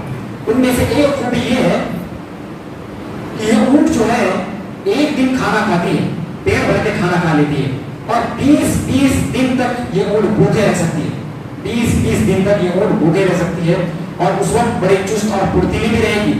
لہٰذا اللہ تعالیٰ نے یہ اونٹ کے اندر کی طاقت دی. ایک دوسری خوبی اس کے اندر یہ ہے کہ جب وہ ریگستان کے اندر طوفان آتا ہے تو یہ اونٹ پہلے ہی بھانپ لیتی ہے کہ اب طوفان آنے والا ہے, اب یہ اونٹ ادھر کبھی جائے گی ہی نہیں, دوسری جانب جائے گی. اور اللہ تعالیٰ نے اس اونٹ کے اندر تیسری خوبی یہ رکھی ہے کہ اونٹ کو اللہ تعالیٰ نے ایک چشمہ دیا ہے, عینک چشمہ دیا ہے.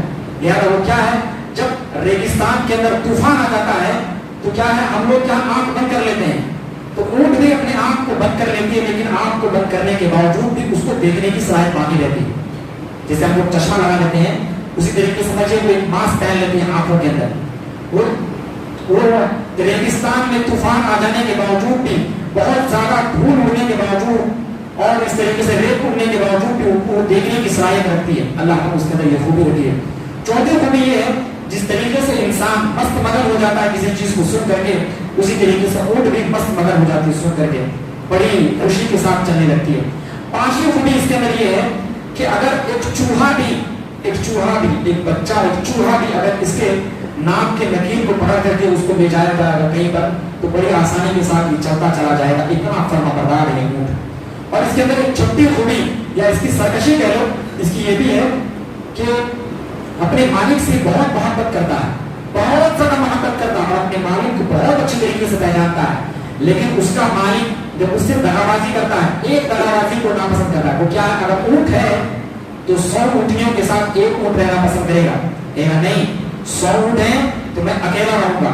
اگر اس کا مالک دوسرا اونٹ لے کر کے آئے گا, دوسرا اونٹ اگر اس کا مالک اسے لے کر کے آئے گا تو مالک کو یہ اونٹ مار ڈالنے کی کوشش کرے گا. دیکھو میرے جس طریقے سے ایک مرد اپنی بیوی کے لیے دوسرا مرد پسند نہیں کرتا ہے, اسی طریقے سے ایک اونٹ اپنی اونٹنیوں کے لیے دوسرے اونٹ کو پسند نہیں کرتا ہے.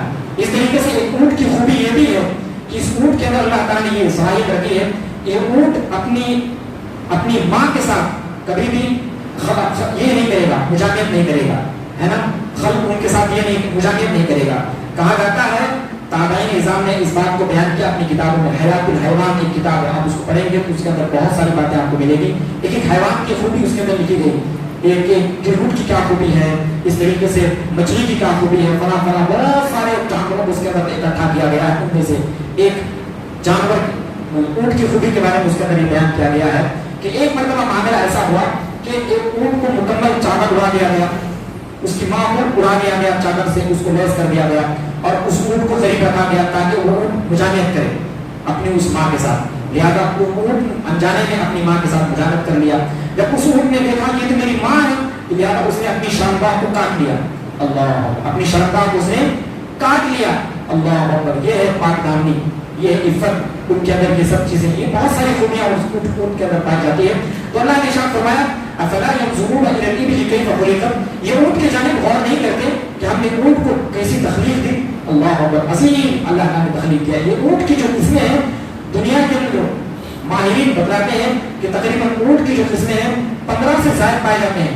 کچھ اونٹ بہت چھوٹے پائے جاتے ہیں، کچھ اونٹ بہت زیادہ بڑے قد میں پائے جاتے ہیں، کچھ اونٹ کیا ہے بہت دو کوہاں ہوتے ہیں ان کے، کچھ اونٹ ایسے ہوتے ہیں جن کے ایک کوہاں ہوتے ہیں، کچھ اونٹ ریگستانی ہوتے ہیں، ریگستان میں رہتے ہیں، کچھ اونٹ کیا ہے ہریالی جگہ میں رہنا پسند کرتے ہیں، کچھ اونٹ ایسے ہیں جو جنگل میں رہنا پسند کرتے ہیں، اور کچھ اونٹ ایسے ہیں جو برف باری وغیرہ میں رہنا پسند کرتے ہیں. تو اللہ تعالیٰ نے مختلف طریقے سے اونٹوں کو پیدا فرمایا. اللہ نے اسی بات کو بیان فرمایا افلا ينظرون الى الابل كيف خلقت. یہ اونٹ کی جانب غور نہیں کرتے کہ ہم نے اونٹ کو کتنی عجیب و غریب خلقت کے ساتھ پیدا فرمایا ہے. اللہ تعالیٰ نے سورہ فجر کے اندر بیان فرمایا جہنم کے بارے میں، جنت کے بارے میں تذکرہ فرمایا. اس طریقے سے اللہ تعالیٰ نے سورہ علق کے اندر بیان فرمایا ہے کہ دیکھو انسان جو کچھ بھی کر رہا ہے ان تمام چیزوں کو اللہ تعالیٰ دیکھ رہا ہے. ارأيت إن كان على الهدى أو أمر بالتقوى ألم يعلم بأن الله يرى. کیا یہ لوگ نہیں جانتے کہ اللہ تعالیٰ اپنی نگاہوں میں ان لوگوں کو لیا ہوا ہے. اس طریقے سے سورہ زلزال میں اللہ تعالیٰ نے دنیا کی ہلاکت و بربادی کے بارے میں تذکرہ فرمایا ہے اور اس بات کو بیان فرمایا کہ دنیا کی جتنی چیزیں پاک کی تمام چیزیں یہ زمین کھول کر رکھ دے گی. اسی طریقے سے اللہ نے سورہ قاریہ کے اندر دنیا کی ہلاکت و بربادی کے بارے میں تذکرہ فرمایا. سورہ عصر کے اللہ تعالیٰ نے اسی سورت اسی پارے کے اندر رکھا ہے. سورہ عصر کے بارے میں امام شافعی رحمۃ اللہ علیہ فرمایا کرتے تھے یہ سورت پورے قرآن کے مقابلے میں اکیلے کافی ہے. اگر اللہ تعالیٰ اسی ایک سورت کو نازل فرما دیتا لوگوں کی ہدایت کے لیے ایک سورت کافی ہو جاتی. اللہ نے اس سورت کے اندر بہت سی باتیں بیان فرمایا. خصوصاً اللہ تعالیٰ نے 4 باتوں کی جانب لوگوں کو توجہ دلایا فرمایا جو ایمان والے ہیں، نیک عمل کرنے والے، حق کی وصیت کرنے والے، وتواصوا بالصبر اور صبر کی وصیت کرنے والے، یہ لوگ کامیاب ہیں. اس کے علاوہ سارے لوگ خسارے میں اور نقصان میں ہیں. اس طریقے سے اس قرآن مجید کی اس پارے کے اندر اللہ نے ایک سورت رکھا سورہ اخلاص. قل هو الله احد الله الصمد لم يلد ولم يولد ولم يكن له كفوا احد. اس سورت کے اندر اللہ تعالیٰ نے عظیم خوبیاں اللہ تعالیٰ نے اپنے بارے میں بیان فرمائی ہے کہ اللہ تعالیٰ کی کیا خوبیاں ہیں. اللہ تعالیٰ کی کیا خوبیاں ہیں جو خوبیاں صرف اور صرف اللہ رب العالمین کے لیے خاص ہے. لہذا جو کوئی انسان اس سورت کو پڑھتا ہے اللہ تعالیٰ اس کو قرآن مجید کی تہائی کے برابر ثواب عنایت فرماتا ہے. جو انسان اس کو 3 مرتبہ پڑھ لیتا ہے اس سورت کو اللہ تعالیٰ اس کو پوری قرآن مجید پڑھنے کے برابر ثواب عنایت فرماتا ہے. تو اس سورت اللہ تعالیٰ نے اس بارے کے اندر بہت ساری باتوں کو بیان فرمایا. اگر اگلا روزہ بھی ہو جائے چاند نہ دکھے تو انشاءاللہ 30 بارے کی مزید انشاءاللہ میں اگلے درس میں بیان کرنے کی کوشش کروں گا. اللہ تعالیٰ سے میں دعا کرتا ہوں کہ اللہ رب العالمین تو ہمیں قرآن مجید کو صحیح معنوں میں سمجھ کر اس کے مطابق عمل کرنے کی توفیق عطا فرما. رب العالمین تو دنیا اور آخرت میں دونوں جہاں میں ہمیں ہر قسم کی بھلائی عنایت فرما. رب العالمین تو ہماری تمام چھوٹی بڑی عبادتوں کو شرط قبولیت سے نواز دے اور موت کے بعد سب کا ٹھکانہ جنت الفردوس بنا. اللہ تعالیٰ جو حاضرین یہاں پر حاضر ہیں ان تمام حاضرین پر رب العالمین کی جہنم کی آگ کو حرام فرما دے. رب العالمین تو ہم سب پر جہنم کو حرام فرما دے اور رب العالمین تو ہم سب پر جنت کو واجب فرما دے. رب العالمین تو ہمارا ٹھکانہ جنت الفردوس بنا دے. اور جو ہمارے رشتہ دار ہیں جو ہمارے چہیتے ہیں اللہ تعالیٰ ان سب لوگوں کو ہمیں سب کے سب لوگوں کو ہدایت سے سرفراز فرما دے اور ہدایت کے مطابق ہم سب کو جینے کی توفیق عطا فرما. آمین. سبحانک اللہم و بحمدک اشہد ان لا الہ الا انت استغفرک و اتوب الیک.